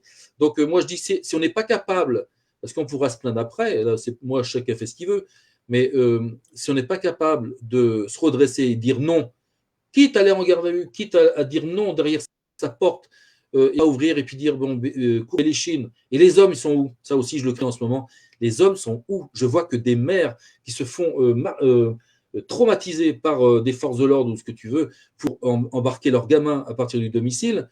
Où sont, alors même si on est séparés, où sont les pères? Où sont les hommes? Il faut retrouver. Moi, j'ai un petit côté, bon, je ne veux pas trop faire peur aux femmes, mais j'ai un petit côté patriarcat, si on veut dire, mais tout en ayant cette équité avec la femme, hein. Moi, je me Non, connais. mais Donc, moi, je suis tout à fait d'accord avec toi. Attends, il y a le féminin parce que, sacré, le masculin sacré. On a détruit, en fait, ça, cette parce notion-là. que L'homme était pour protéger sa famille, voilà, logiquement. bah, tout à fait. La mère est là pour protéger son enfant et par-dessus, tu as un homme qui protège sa famille. Et ça, on est constitué comme ça. Tu peux pas dénaturer tout ça, je suis désolé. Et puis, j'ai pas envie. Et justement, moi, je suis heureux quand je me sens un homme et rien d'autre, hein, tu vois, avec ce qui nous amène aussi. Alors là, ils peuvent courir longtemps avec moi, hein. Donc, et puis, cette éducation sexuelle qui arrive pour bien, enfin, qui est déjà en place. Donc, 2020, là, je veux dire, si vous n'êtes pas capable, si les gens sont pas capables de dire non, c'est non, quoi qu'il en soit, quelques-unes, je décroche de temps. Et elle avait passé que sa fille allait placer, elle a 15 ans, elle a peur qu'elle fugue, etc. Qu'est-ce qui peut lui arriver, etc. J'écoute, quoi, tu vas t'en sortir, tu vas, tu vas, tu tu vas t'en sortir dès lors que tu n'auras plus peur. Que tu seras capable de dire, même si les forces de l'ordre viennent, tu as venu chez toi parce qu'elle en voir, qu'elle est chez toi, qu'est-ce que tu fais? Tu penses qu'elle a protégé? Tu as 3 mots à dire dans une audition et rien d'autre, mais je n'ai fait que protéger ma fille, rien de plus. Et surtout pas en dire plus, tu vois. Et là, ils sont foutus. si tu commences à acquiescer ou à dire, à partir dans les délires, enfin dans les délires, pardon, dans toutes les explications, c'est fini. Par contre, il y a 3 mots à dire. C'est montrer ton autorité de mère. Moi, je dis plus maman, papa, machin. C'est mère et père. Il faut retrouver cette autorité qu'on veut nous enlever, qu'on nous enlève d'ailleurs. Il faut dire des pères et des mères. Parce qu'une mère, ce sera toujours une maman. Mais derrière tout ça, tu as des mamans qui sont des mères qui vont se mettre en avant, puis elles vont défendre leur progéniture. Les pères, c'est pareil. Il faut les revoir revenir et montrer, même si on est divorcé, parce qu'ils sont rentrés dans ces failles, l'ASE. L'ASE, je suis désolé, quand je vois ces gens-là, c'est des moins que rien. Ils profitent de la faiblesse des gens par une fausse autorité. C'est pas l'autorité publique, hein. C'est parti. Là, ils grignotent du terrain, oui. Donc, on en arrive maintenant. Oh, l'ASE arrive, et les forces de l'ordre pas loin, ou pas forcément. Et finalement, ils emportent les gamins comme ils veulent. Non, il faut arrêter, quoi, parce qu'ils n'ont rien à dire. Moi, je les ai eus en face de moi, hein. J'ai jamais craqué, hein. Mais à l'époque, c'était en 2013-2014. Franchement, j'observais la PJJ, mais ils me charcutaient le moindre détail. Oui, monsieur a fait mutation mais des trucs tout au ralenti pour faire péter un plomb. J'ai jamais pété un plomb.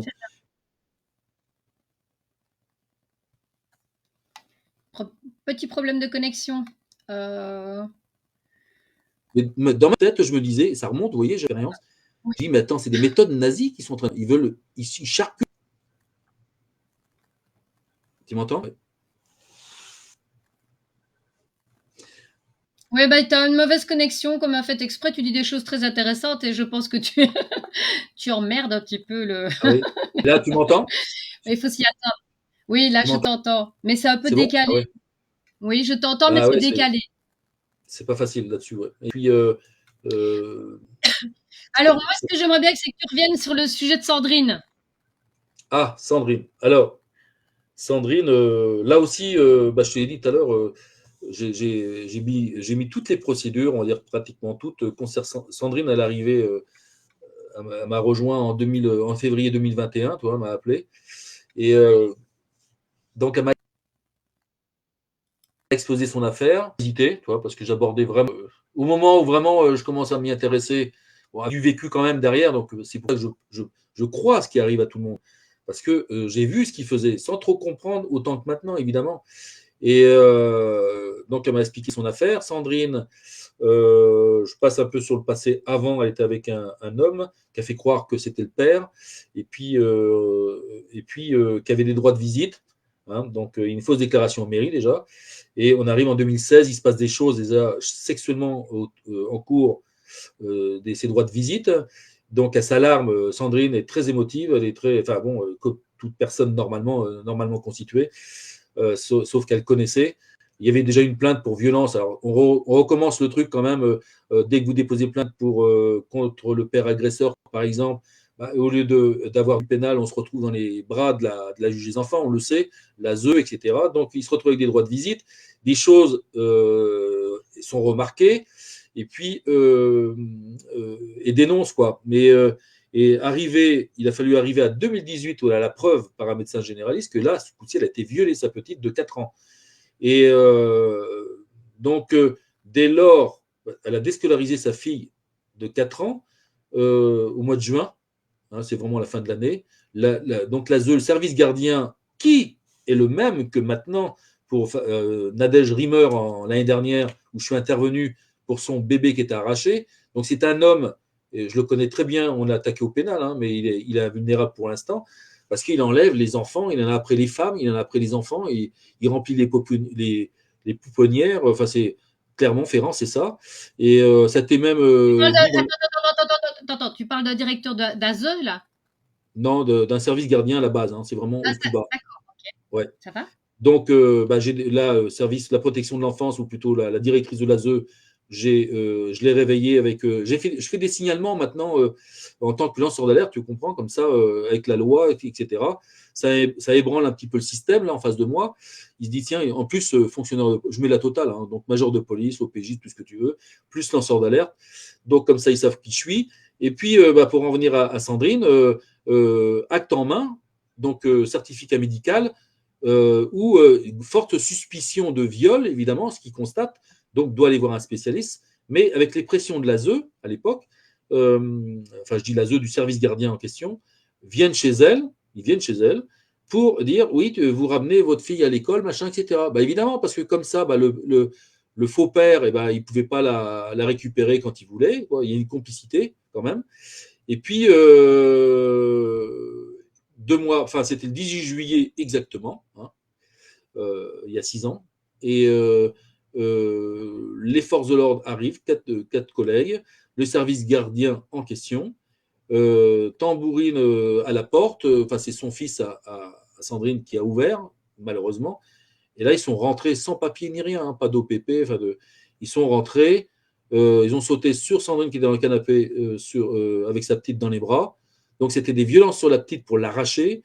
Sur la mère, maillot déchiré en même temps, enfin, je veux dire, les seins à l'air, enfin, devant tout le monde.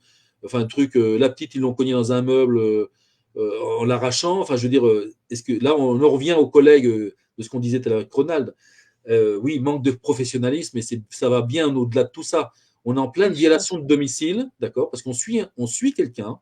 Alors oui, c'est des instructions qui viennent d'au-dessus, parce que les collègues, on leur dit autrement, ils ne l'auraient pas fait, sauf qu'il faut quand même réfléchir à un moment donné ce qu'on fait, mais c'est des instructions hiérarchiques qui sont proches.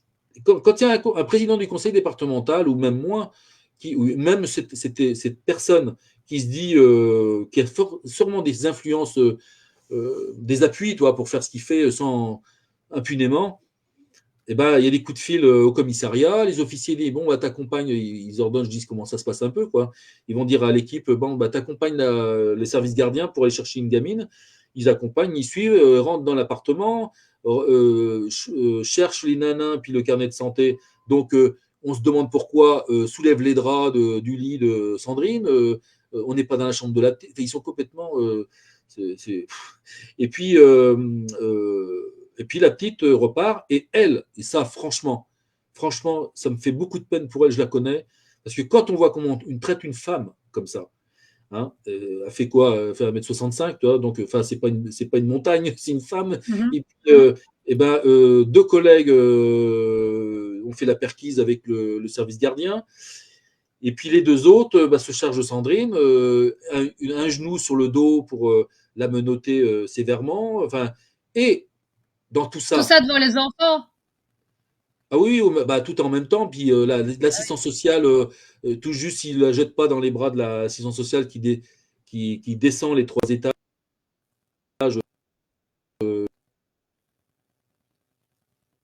pour l'emmener, quoi, tout simplement. Et puis, le pire là-dedans, c'est le voisin mitoyen de Sandrine. C'est-à-dire que c'est son voisin juste à côté qui vient faire ça dans son appartement. Je ne dis pas le problème. Ben, il est parti de chez lui. Je pense qu'il a eu peur quand même, parce que l'IJPN est forcément intervenu après la plainte, parce que c'est une obligation. Si un procureur reçoit la plainte, comme elle a été faite, ils enterrent judiciairement, mais l'IJPN descend quand même, et puis il se passe des choses au niveau police. Donc il y en a qui ont dû être déplacés quand même, je crois. Et puis, Sandrine menottée dans le dos, lui mettre quand même un truc sur les épaules parce qu'elle est presque nue. Et puis, dévale les escaliers, menotte dans le dos et te la font rentrer dans le fourgon, l'ambulance, comme ça. Préfet et sous-préfet avec les grands sourires juste à côté. Et puis voilà, quoi. Mais ça vaut le coup de lire ce que j'ai écrit. Parce que là, maintenant que je l'ai raconté, c'est quand même un roman. Quand tu le lis, parce que tu t'es transporté dans un autre monde, tu vois. Et donc, l'embarque comme ça, attaché, etc. Donc, directement le centre psychiatrique de Clermont-Ferrand. Elle y reste, écoute bien, et moi j'ai tout épluché, parce que on a réussi à avoir le dossier médical de Sandrine. Aussitôt qu'elle est arrivée, moi j'ai attaqué tout ça pour récupérer le maximum de documents. Eh bien, on voit que déjà le JL, c'est je suis en train de chercher le nom du juge. C'est le JLD, donc le juge des libertés de la détention, qui lui vient vérifier dans les 12 jours maximum, il doit être prévenu dans les 8 jours pour un internement. Donc, il n'est jamais venu. Elle est restée en isolement dans sa chambre pendant 8 jours. C'est interdit, c'est 2-3 jours, suivant ce qui se passe. 4-5 médecins ou infirmiers qui viennent 5 fois par 24 heures, même en pleine nuit, pour lui faire de force ingurgiter des médicaments, tu vois, tertian, machin, etc. Et puis, arrivé donc au 8e jour, il se posait un problème. Donc, c'était sans consentement, évidemment. Et puis, ils voulaient la garder un mois, le plus longtemps possible. Ils ont trouvé le truc de. Alors, j'ai un acte dans la même journée où, en fait, elle est internée sans consentement. Hein. Donc, normalement, intervention du JLD pour contrôler. Ce qui n'a pas été fait. Alors, ils ont trouvé une super astuce, mais ils se sont trompés parce qu'ils ont fait 2 actes dans la même journée. Et le deuxième acte, c'est-à-dire que la directrice du centre psychiatrique téléphone au préfet. Hein, je le vois, il y a une interaction de toute façon, parce qu'elle a refait un acte en faux pour dire que Sandrine est internée avec consentement jusqu'à pendant un mois. Tu comprends la supercherie. Et c'est très grave. C'est très grave. Et ça veut dire qu'on a une collusion contre Sandrine. Ça veut dire qu'il n'y a pas eu de contrôle du JLD, comme il se doit, parce qu'elle était consentante. Finalement, ben, elle n'a jamais été consentante, évidemment. Quoi. Elle est restée un mois comme ça, pour, à l'issue, la faire passer pour folle sous médoc pendant un mois. Tu vois, ça va très loin. Avec un psychiatre qui, finalement, n'a pas été contre elle, puis elle a tenu la route quand même, et où, en fait, son bilan, son expertise, eh bien, devait normalement aller contre elle pour justifier tout son internement et surtout le placement de sa fille, qui est encore placée maintenant. Donc, entre deux, j'ai fait cette plainte fin de l'année dernière. Et puis, elle a relancé médiatiquement, elle n'a jamais arrêté, Sandrine, son combat. Et alors, les vidéos, etc. Et là, ils ont relancé fin 2020, avant que je la connaisse. Et ils allaient. Alors, un gendarme de tiers, qui a très bien fait son travail, qui allait enfin, parce que le but là-dedans, c'est pas de l'enfermer, c'est bien d'expertiser la petite pour voir qu'elle a été violée. C'est tout simplement ça. Et ben, le gendarme a bien fait son travail, pour une fois, et il a auditionné Sandrine pour sa plainte, et puis a avisé le magistrat, et pour finalement avoir l'autorisation d'une expertise physique de la petite et l'audition de la petite. Toi, enfin, ça arrivait, quoi. Eh ben non, le procureur, j'ai le nom en tête, évidemment, qui récupère au téléphone, il dit, ben écoute, tu renvoies le dossier, ce dossier-là, parce que j'ai un autre dossier, une plainte qui avait été déposée au commissariat à Clermont-Ferrand. Et puis je vais, voilà. Sauf que c'était pour monter, il a effacé la plainte, enfin il a étouffé cette plainte qui s'annonçait bien. Et au lieu de ça, eh ben, à se diriger vers une garde à vue au mois de janvier, hein, en faux, parce que déjà, ils sont venus à son domicile pour transporter Sandrine déjà au commissariat. Donc, ses droits étant nés, moi je connais parce que je suis au PJ, donc une garde à vue avec des infractions bien déterminées, hein, qui étaient quand même moindres de ce qui arrivait, ce qui a été modifié quand elle arrivait en gendarmerie de tiers, où en fait ils ont transformé. Et ça, c'est interdit, c'est une fausse garde à vue. Donc là-dessus, la juge d'instruction la met en mise en, elle est mise en examen, hein, après son interrogatoire. Et puis, mise en examen pourquoi alors? C'est quoi c'est des infractions. En fait, dénonciation mensongère aux autorités judiciaires. Ça mérite une garde à vue? Hein? Ça mérite une garde à vue? Ah mais non, mais ils étaient sur elle pour la faire taire, absolument, parce qu'ils avaient. Oui, mais enfin, c'est complètement. Elle avait des enregistrements. Ah non, mais là, là, ils sont acharnés. Je te dis déjà 2018, c'est pas mal ce que j'ai raconté. Hein. Mais rebelote, fin 2020, ils sont à nouveau sur elle, parce que sa fille, elle sait qu'elle est violée, mais qu'elle est placée, et elle fait tout à se battre pour sa fille encore. Et je te dirai tout à l'heure ce qu'ils lui ont fait la semaine dernière. Enfin, il y a vraiment très peu de temps, et complètement illégalement, évidemment. Ça démontre ce qu'ils sont capables de faire là-bas pour elle. Et donc, mise en examen avec contrôle judiciaire. Hein. Donc, contrôle judiciaire, c'est la signature toutes les semaines ou les 15 jours en commissariat. C'est la ZAVEP, là-bas, c'est la ZAVEP. Tu sais, c'est pour les sorties des prisonniers quand ils ont fait de la tôle, c'est pour les réinsérer. Ah bah déjà, il fallait la réinsérer. Ils font ça aux gens aussi. J'en parle comme ça parce qu'ils font ça sur les gens avec, là, c'est la ZAVEP, mais ça peut être, c'est le SPIP, je crois, ailleurs. Enfin, donc, ils sont là pour un peu méthode d'assistance sociale quand tes parents et qu'on t'a enlevé ton gamin, on va t'expliquer comment est la vie, tu vois, on t'explique pour te rééduquer. Non, mais voilà, c'est comme ça, on va enfin, voilà, tu as compris. Donc, c'est la même chose, sauf que Sandrine, je prends ses dossiers en main. Déjà, je vire l'avocat. hein, je le licencie, parce que vu les conneries, je fais ça, hein, je m'amuse, moi j'en suis là, hein, même déjà là en 2021, j'y ai dit, hein, j'ai dit, vous êtes licencié, je mets mon nom partout, bien sûr, si je fais signer Sandrine, elle est d'accord pour le faire, hein, je ne m'impose en rien, et puis, donc, sa mise en examen, oui, c'est très lourd, ce qui lui arrive, parce que 3 infractions, ils lui ont mis la totale. Donc, je t'ai dit dénonciation calomnieuse, dénonciation mensongère aux autorités judiciaires. Enfin, en fait, les infractions sont relevées sur le fait qu'elle dénonce le viol de sa fille. C'est ça, exactement. Mais alors, je me permets quand même de rebondir là-dessus. Pour ceux qui ont vu donc le film de Pierre Barnarias, une des victimes a vécu ça, hein, Oui. puisque tout s'est retourné contre elle. En fait, elle dénonce des faits de viol et entre autres certaines personnalités très très haut placées, hein, puisqu'on parle quand même de très haut. Donc elle fait des dénonciations et c'est elle qui se retrouve justement personne cible. Donc de nouveau, rebelote. Donc la police s'acharne sur elle, les juges, les procureurs, etc., les magistrats s'acharnent sur elle. L'ASE, lui, prend ses enfants, elle les récupère pas, elle les a toujours pas à l'heure actuelle. Et les enfants sont toujours avec la garde chez le papa. Voilà. Donc voilà, et c'est là que je me dis que effectivement, il est temps peut-être que les policiers comme toi qui se prétendent être parce qu'il y aura une justice tôt ou tard. Il faut quand même se dire une chose. Ah oui, oui, parce que, écoute, on revient sur la Belgique. Nous, on est belges. On a quand même été traumatisés par la fameuse histoire de Dutroux. On a encore l'avocat Magnier, qui est l'avocat de Dutroux, donc du criminel, qui précise clairement que lui, en fait, il s'est senti donc comment dire que Dutroux, en fait, n'arrêtait pas de le dire, que lui, en fait, il avait juste participé à aller chercher du matériel, hein, des enfants, qui n'allait pas lui servir à lui. Hein, c'était des élites qui avaient commandé des enfants.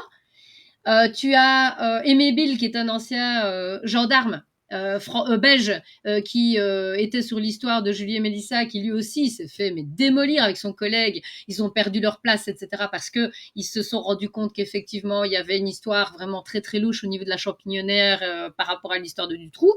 Et ils se sont fait évincer. Donc, réellement, il y a... il y a toute une manigance, il y a quand même toute une élite qui est en train de diriger et il y a toute une mafia organisée qui est en train de prendre le pouvoir. Et là, bon, quand on a reçu Sylvie Charles sur l'émission, elle le disait clairement, cette mafia, il faut maintenant qu'on puisse la démonter clairement, parce que toutes les ASBL, et chez vous, c'est des associations, pour la petite enfance, sont corrompues. Les magistrats, il y en a énormément qui sont corrompus. Tu parlais de franc-maçonnerie, il faut quand même bien se dire une chose, c'est vrai que si tu es franc-maçon, tu es protégé directement. Il y a des petits signes qui se font au tribunal où on sait très bien que celui-là, il est franc-maçon, on va s'entraider. On va s'entraider. Ils s'entraident aveuglement, c'est ça le problème. Tu peux faire n'importe quoi, tu as toujours les autres qui vont te protéger parce que tu adhères. Tu sais qu'il y a une adhésion, hein, ils donnent 500 balles par an, quoi, hein, tu vois. Ouais, donc, après, tu es dans le club. Une affiliation, voilà, une affiliation. C'est méthode mafieuse, on te protège. À Nice, je l'ai vu, ça. On est venu me le dire. Hein. Les magasins sur la promenade des Anglais, tous les mois, ils passent chercher l'argent en échange de la protection, quoi, tu vois. Donc, oui, c'est ça, c'est tout à fait ça. Mais ça me rappelle en 2016, parce que suite à ma plainte, j'ai déposé plainte, j'ai pas dit ça tout à l'heure, mais à un moment donné, c'est très dur pour un policier de déposer plainte pour le harcèlement qu'il subit. Tu vois, ça a commencé dès 2009, c'est-à-dire que dès lors que j'ai refusé de rentrer dans leur truc, là, donc ça m'a poursuivi le temps que je comprenne, etc., ce qui m'arrivait. Je travaillais la nuit en plus, tu vois, donc, on va dire que j'ai commencé vraiment à comprendre à 2012, 2013, et puis 2014, ça y est, j'ai compris, je découvrais les dossiers de corruption. Enfin, tu vois, il faut du temps. Et puis, et après, il faut se décider, parce qu'ils m'ont tout fait. Hein. Moi, ils m'ont piégé, ils m'ont poussé à bout à un moment donné. J'ai poussé mon coup de gueule dans un bureau. Et puis là, c'est psychiatre, tout pour me réformer. Hein. Ils voulaient me réformer, me faire virer de la police de cette manière. Ils n'ont jamais réussi à faire quoi que ce soit. Des dossiers en retard, mais ils m'ont fait j'appelle ça une hyperactivité, mais des missions. Alors, j'avais qu'une mission très importante, il me disait, c'est de avoir des bons chiffres dans les relevés d'empreintes, de traces sur les cambriolages, par exemple, des constatations. Ce que je faisais mon boulot d'OPJ en même temps. Je pouvais être très heureux, quoi. Mhm. Sauf que on me mettait en même temps une pression avec des missions, aller emmener des gens en prison ou aller au tribunal à Privas, enfin, etc. Eh bien, qu'est-ce que je veux dire? À un moment donné, on m'interdisait d'avoir mon mercredi sans justifier pour mon fils, je posais mes heures pour ses activités. Il était petit, donc je l'accompagnais, tu vois. Et puis, alors là, j'ai dit, vous commencez à me faire chier tous. Tu vois, j'ai parlé comme ça, quoi. Ah, alors là, rien que ça. Hein. Ah, je peux te dire que c'est parti en vrac. 5 heures d'audition à la journée administrative, envoyé vers le médecin d'administration à Lyon, psychiatre après. Finalement, Ah le ouais. psychiatre m'a donné raison. Non, je suis revenu, j'ai repris mon arme, tout. Puis le chef de service est venu dans le bureau. Ouais, d'accord, j'ai pas tout compris. Enfin, tout penaud. J'ai dit, attends, parce que moi, on me le fait, je suis gentil. Mais fin 2014, j'ai envoyé ma plainte. Ah alors, c'est l'IJPN, j'ai mis le feu à l'Ardèche. Alors, même si l'IJPN a été dans le sens de. C'est un major qui faisait l'enquête. Donc, il a là aussi, et ça, c'est Alexandre Langlois, tu sais, le policier, je sais pas, tu vois qui c'est, qui était gilet jaune aussi, etc. Il a été viré, mais il le disait, ça. Je veux dire, l'IJPN, c'est dans le ministère intérieur, il n'y a c'est un parfait conflit d'intérêt. Et c'est ce que j'ai Ah ouais. vécu. J'ai reposé une plainte contre l'IJPN, etc., parce que j'arrête jamais, pour montrer ce qu'on est capable de faire chez nous, quoi. Et donc, tu t'en sors jamais. Évidemment, c'est un système hiérarchique. Tu me mets un major qui fait une enquête dans le service, qui, lui, se retrouve dans le bureau d'un commandant, des commandants même. Même s'il est JPN, il va dans leur sens. Voilà ce qui se passe. Parce que Ah oui, c'est ça. les gens ne sont pas impartiaux. Un peu pour camoufler, en fait, Aussi, ouais. euh, Et là, voilà, les défaillances du système, puisque je veux dire, c'est comme ça qu'on peut camoufler une complètement. malfaçon. Oui, tout à fait. C'est l'État qui commande, là, tu vois, parce que on peut dire qu'il y a des mauvais chez nous, etc. Non. Et là, c'est pas jeter le probe, comme disait Ronald, c'est simplement que tu peux avoir des gens. Un dysfonctionnement aussi, parce que en fait, comme ça fonctionne, je veux dire, il y a un conflit d'intérêts. Donc c'est comme je disais aussi, moi à partir du moment où on me met un PV, je paye à l'État mon PV, d'accord. Le juge, c'est qui le paye? C'est l'État. Le procureur, c'est qui le paye? C'est l'État. Et la police, c'est qui la paye? C'est l'État. Avec moi, mon PV, en fait. Donc finalement, c'est un peu une mafia légalisée pour venir pomper de l'argent aux citoyens. Et c'est là qu'on se rend compte qu'il y a un problème, une malfaçon, il y a une mauvaise organisation déjà dès le départ. Donc ça ne peut pas fonctionner. Ça ne peut pas fonctionner déjà là. Moi, je pense que sincèrement, c'est très bien organisé justement. Et on voit la même Oui, chose pour les enfants. C'est-à-dire que quand tu regardes le cycle, tu donnes tes impôts, enfin tu payes, tu donnes ton argent qui va servir à quelque chose au niveau de l'État, qui est reversé en subvention à l'ASE, enfin aux conseils départementaux, et qui finalement, tu t'aperçois que c'est toi qui payes le propre placement de ton enfant, quoi. Et c'est ça en mais fait. attends, mais bien sûr, mais attends, dès que tu vas déposer ton enfant, tu vas déposer sa carte d'identité, donc tu vas inscrire ton enfant à la commune. Qu'est-ce qui se passe? Il devient, donc l'État devient, il devient pupille de l'État si les parents viennent à décéder. Donc ça veut dire que tu as déjà perdu tes droits sur ton enfant. Donc je veux dire, là, les gens ne comprennent pas qu'à partir du moment où on va déjà noter, alors on va me dire, ouais, mais tu rentres à la faute du néant légal. Mais tout est lié. C'est ça le problème, c'est qu'il faut quand même à un moment donné ouvrir et se rendre compte que tout a été manigancé depuis des années Ouais, mais tu sais, pour qu'en fait, on n'a pas de droit sur nos enfants. Tu n'as aucun droit sur tes enfants, ils ne t'appartiennent pas. Ils appartiennent à l'État. On oui, t'impose mais de les amener à l'école. sauf que là, je me permets de faire une parenthèse, parce que là, on est sur les enfants. Euh, la fraude légale, tout ça, le système, effectivement, il a à refaire, parce que il a l'avantage de certains et non pas du peuple ou ce que tu veux. Et on n'y voit plus rien d'ailleurs, et puis c'est là qu'on se fait avoir. Mais la fraude du nom, etc., ok. Mais là, dans l'urgence, moi, je ne regarde pas tout ça. Je ne me fais pas happer par tout ça pour la simple raison. C'est qu'on a ce qu'il faut pour contrer. Je suis désolé quand tu as des Tu as gens de raison. l'ASE qui viennent chercher ton enfant, comme là pour Marie-Noël à Besançon. Tu vois, j'en parlerai aussi parce que c'est une sacrée affaire. Elle est plus simple, mais je l'aide, tu vois, on combat ensemble.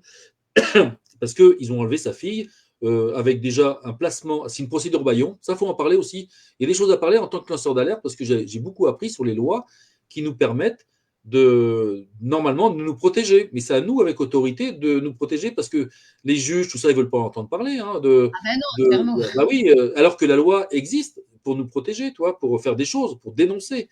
Donc, moi, je suis pénaliste parce que je suis flic avant tout, mais j'ai avancé quand même dans ce domaine-là, dans mes procédures d'instruction, etc. Je n'ai jamais arrêté. J'en ai traité plusieurs et je l'ai fait moi-même. Pourquoi? Parce que faut pas d'avocat surtout.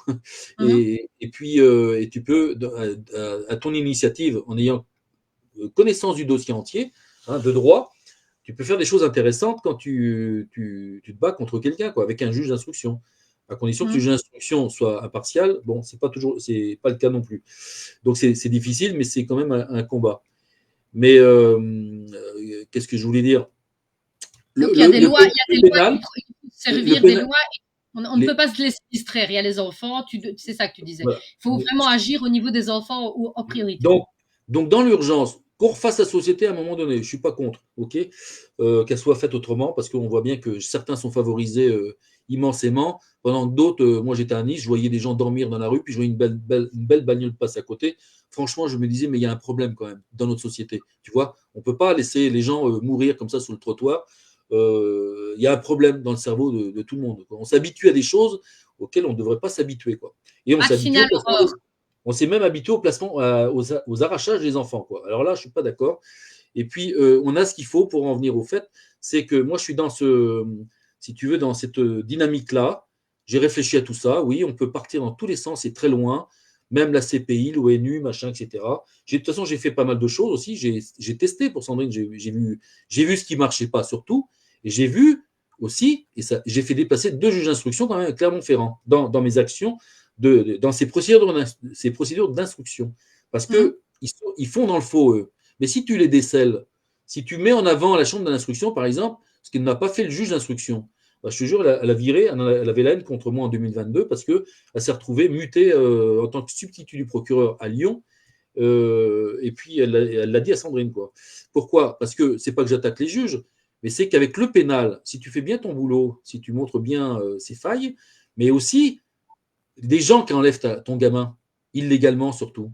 Pour Marie-Noël, l'exemple, c'est que Procédure Bayon, ce qu'elle dénonce elle aussi, comme beaucoup, c'est ça qui se passe souvent, de ce qui se passe pour sa fille, c'est des suspicions d'agression sexuelle, Eh oui, etc. ça, souvent. Procédure Bayon, c'est quoi? J'ai appris les termes depuis que je me suis intéressé à la loi Wazerman, hein, c'est Sylvain Wazerman, député français, qui a repris des directives de. Ça, je pourrais te le transmettre si tu veux. Mhm. Ces directives européennes, tout simplement, pour protéger les lanceurs d'alerte. Et encore mieux qu'en 2016 avec la loi Sapin 2. Tu vois, c'est un renforcement de la protection. Et donc, le pénal qu'on a dans nos mains, ces outils-là, suffisent d'aller chercher, c'est mon but à un moment donné, hein, je veux le faire, hein, sincèrement, je le dis. Il y en a que j'ai eu un avocat au téléphone, il m'a dit on marche sur la tête. Donc j'ai dit écoute, faut pas venir m'emmerder chez moi à ce moment-là pour me raconter des conneries parce que il y a urgence déjà d'une part. Si c'est Mhm. mauvais ce que je fais, eh ben d'accord. Si je marche sur la tête, bah faut pas m'appeler. Donc moi il faut au moins essayer, toi. Moi je pense qu'il faut essayer les Mhm. choses comme certains le font pour autre chose. Moi je veux essayer dans ce que je fais, mais avec du pénal. C'est-à-dire que mon espoir, c'est d'arriver à un moment donné, et là je suis en train de faire des choses en écrit adressées aux hautes instances à Paris pour poser mes bases de lanceur d'alerte et de protecteur même des gens qui vont s'allier à moi en tant que lanceur d'alerte. C'est dans les textes, hein, ce que je dis, je l'ai expliqué dans mes vidéos. Et à partir de là, eh ben, faire des plaintes, attaquons au pénal. C'est-à-dire que un peu tout ce beau monde, je ne veux pas trop dévoiler mon jeu pour l'instant, mais c'est possible d'aller chercher, par exemple, dans le cas de Marie-Noël, procédure Bayon, ce qu'elle dénonce, elle se retrouve avec un jugement de placement de sa fille. Alors, il faut savoir quand même qu'il faut un jugement de placement, il faut quand même la formule exécutoire en fin de page, il faut caractériser le danger, enfin, les gens passent, ils font tout ce qu'ils veulent, tu comprends? Donc, le temps passe, elle a fait appel, et je pense que c'était une erreur, parce que ça, j'en parlerai par la suite. Il ne faut plus faire d'appel avec le juge des enfants, parce que c'est le piège, voilà, parce qu'on vient confirmer la première instance. Et à chaque fois, sauf que si on vient me dire, ben non, regarde, on sort nos enfants grâce à la cour d'appel, je peux attendre longtemps, j'en connais aucun. Et ça, c'est le piège. Je viens de le découvrir, d'ailleurs, en discutant avec Marie-Noël. On a discuté, on a tout analysé, c'est formidable. Je pense qu'en plus de cacher cet article 514-1 et après le tiret 3, et ça, c'est la meilleure défense dès le début pour contrer cette suspension d'exécution provisoire, toi, ce qui t'empêche de voir partir tes enfants. Mais en plus, avec la complicité des avocats, on cache ça pour t'emmener obligatoirement vers la cour d'appel, où certains s'en mettent plein les fouilles encore, et il ne se passe rien. Voilà. Et en plus, de surcroît, vient confirmer la première instance n'était pas prêt de retrouver ton enfant, parce qu'on passe d'une année à l'autre, et certains, ils attendent les 18 ans du gamin pour les revoir. C'est ça, et puis en plus, ça détruit la personne. Parce que l'énergie que tu déploies, est-ce que ça vaut la peine de déployer autant d'énergie? Parce que de toute manière, plus d'argent. Et c'est ça qu'il faut faire gaffe. Là, je raisonne, je joue avec Marie-Noël, on discute. J'ai dit surtout, fais ça, et puis puis ça marche, quoi. Ce que je dis par intuition, par observation, et ça marche au niveau civil. Moi, c'est pas mon domaine, mais il faut bien, je m'y suis intéressé par la force des choses. Mais on voit bien ce qui tourne par habitude, et c'est vraiment une source Afrique qui rentre dans les fouilles de chacun. Ne serait-ce que les recommander, pas les recommander à la poste, c'est tout un système qui est mis en place et chacun ramasse sa part, sauf le parent, parce qu'on a considéré que les parents, c'était quoi? C'était la vache à lait, tout simplement, parce qu'en plus, les parents font des enfants, ils ont des enfants, et en prenant leurs enfants. Ils feront n'importe quoi parce qu'ils vont déjà se sentir coupables, je veux dire, d'avoir ce problème-là. Donc, ils savent très bien qui ils vont toucher. Les parents, ils vont se serrer la ceinture, ils vont faire des prêts pour pouvoir bien sûr, oui. Donc, ouais. Alors, voilà. Je voulais quand même revenir sur quelque chose, parce que là, j'ai vu passer un truc qui m'intéressait, c'est quand même à quoi servent le parrain, la marraine. Moi, j'aimerais bien juste dire que tout ça, c'est catholique et ça n'a rien à voir et ça n'a aucune valeur. Ça n'a aucune valeur. C'est pas comme si c'était, mandataire, garant ou n'importe quoi. Les parrains, marraines, ce n'est que de la connerie de religion et ça n'a aucune valeur finalement, malheureusement. Ça crée des liens, peut-être tout ça, pourquoi pas. Mais oui. Voilà, mais je veux dire, malheureusement, c'est pas ça qui va faire. Non. Non, juridiquement, ça change rien. Je veux dire, s'il doit se passer, on va pas parler, par exemple, de placer, parce que ça, avec la loi Taquet, c'est une priorité absolue, surtout depuis 2019 avec la loi Taquet. C'est que normalement, et ça se fait pas, on devrait placer les enfants plutôt que de les emmener en foyer, chez les grands-parents, les parents. Chez les grands-parents, oui. Ouais, oui. ça doit se faire. Mais ça, je veux dire, ils s'en fichent, ils continuent leur truc parce que c'est pas ce qui va rapporter le plus. Ça ramène du fric. Bah ouais, c'est ça, ça ramène du fric. Ça ramène du fric, c'est tout. Ça s'arrête à ça. Alors, oui, je vais te laisser clôturer ici parce que on arrive doucement. Oui, je te laisse faire. On refera une émission de toute manière. On a pris contact. Non, c'est très bien, c'est super. Mais alors, on refera une émission éventuellement avec une témoin. Comme ça, on aura une émission spéciale là-dessus. Je vais te laisser peut-être conclure. Mais alors, comme l'émission, c'est très, très important pour moi, c'est qu'on essaie toujours de conclure en positif. Donc, je sais que c'est difficile, mais il va falloir que tu me trouves quelque chose de positif. Non, mais le positif, parce que je vais abréger, je vais finir ma phrase, parce que je n'ai pas fini sur ce que je voulais démontrer, c'est que le positif, c'est de revenir au pénal pour montrer où est la force. La force est à la loi. Tout simplement, quand ils commettent des délits comme ils le font, voire même des crimes, on peut parler de soustraction ou même d'enlèvement de gamins comme ils le font. Or, la loi, on le voit à travers les actes, c'est qu'on va aller chercher les enfants avec la loi, oui, avec huissier, etc. Moi, c'est mon ambition de faire des choses comme ça et puis faire condamner les gens qui arrachent les gamins à chacun. Donc, il faut que c'est positivement, tu me demandes du positif. Écoute, moi, je vois que du positif parce que sinon, je ne me battrais pas comme ça. Et je vois qu'il y a une force qui arrive au niveau des gens. Comment ils me répondent sur mes vidéos. Là, il y en a une, l'article 514-1, ça arrive à 100 000 vues. Pour moi, petit bonhomme que je suis, c'est pas mal parce que avant, j'étais avec mes 1000 vues ou ce que tu veux. Et puis, la dernière, elle est à plus de 63 000 vues. Toi, là, on commence à entendre. Puis j'ai des bons retours. Surtout comme je ne suis pas discriminé en tant que policier. Donc, pour moi, c'est beaucoup d'espoir de ce qui se passe. Et franchement, je le dis sincèrement, pas pour être positif, mais franchement, je ressens ces énergies qui arrivent où on va arriver au but. C'est du travail, mais on arrive au but de pouvoir retrouver notre liberté de toute façon pour nous, mais retrouver nos enfants aussi, toi, pour que ça se fasse, si ça doit se faire, autrement, quoi. Ça, c'est clair. Exactement, il faut vraiment garder espoir parce que bon, on le sait maintenant, on est conscient de comment ça fonctionne. Donc déjà le savoir, c'est déjà ben voilà, connaître ses ennemis, voir comment ça fonctionne, et puis surtout ben ne pas baisser les bras. Surtout, c'est de refuser de donner son consentement à tout bout de champ. Et comme je t'avais dit, hein, à Voilà. partir du moment où on s'exprime pas, on ne signe rien, on reste sur son positionnement, on est vachement ancré et il y a beaucoup de miracles qui arrivent à ce moment-là, évidemment, parce qu'on a un comportement aligné. Donc, c'est plus difficile à démonter quelqu'un qui n'a pas peur. La peur, en fait, c'est sur quoi il joue. Hein. Ah C'est la oui, peur et bien sûr. l'influence. Donc, si on arrête d'avoir peur et qu'on montre qu'on n'est pas d'accord, je pense qu'on est déjà dans une partie de... Bah, Euh, d'ailleurs, le policier, quand il intervient, c'est son métier. Tout se fait, c'est pas avec les muscles pour les interpellations. mental. Même quelqu'un qui est dangereux, on n'est pas là à foncer dedans comme ça. Enfin, je veux dire, le boulot, moi j'ai toujours travaillé comme ça. J'ai eu peu d'altercations physiques, j'en ai quelques-unes, mais c'est vraiment rare. Mais c'est parce on est vraiment dans la psychologie. On analyse la personne qui est en face, on sait s'il y a le danger ou pas, ce qu'il va faire. Donc, quand ils viennent face à toi, par exemple, ce qui t'est arrivé, bah, évidemment qu'ils analysent vite comment tu réagis, ce que tu es, et ça change tout. Voilà, Ah bah écoute, au lieu de 48 heures, je me suis retrouvée bah, une demi-heure. Donc voilà. ça a raccourci le temps de souffrance, comme je dis souvent. Hein, à Mhm. partir du moment où ils savent que de toute manière ça ne m'influence pas, je leur ai dit clairement, hein, moi je suis préparée. Hein. Moi les 48 heures, je veux bien les passer, hein, je médite, hein, je m'en fous. Et puis alors bon, évidemment, quand ils voient que même le fait d'être photographié, d'avoir les empreintes, etc., tu ne vibres pas la peur, tu continues à être de bonne humeur, à être souriante, à leur faire comprendre qu'en fait c'est risible parce que quand tu leur montres le tatouage amour dans un bras et respect de l'autre, et je me dis qu'on me traite de criminel et qu'on essaie de me ficher, je trouve que ça devient un peu risible parce que je suis à l'encontre de leur dictat et de leur manière de voir les choses. Donc voilà. Mhm. Alors, on peut aller vérifier, hein, mais toutes mes vidéos, il n'y en a pas une seule où j'encourage, tu vois, quelqu'un à user de la violence. Non.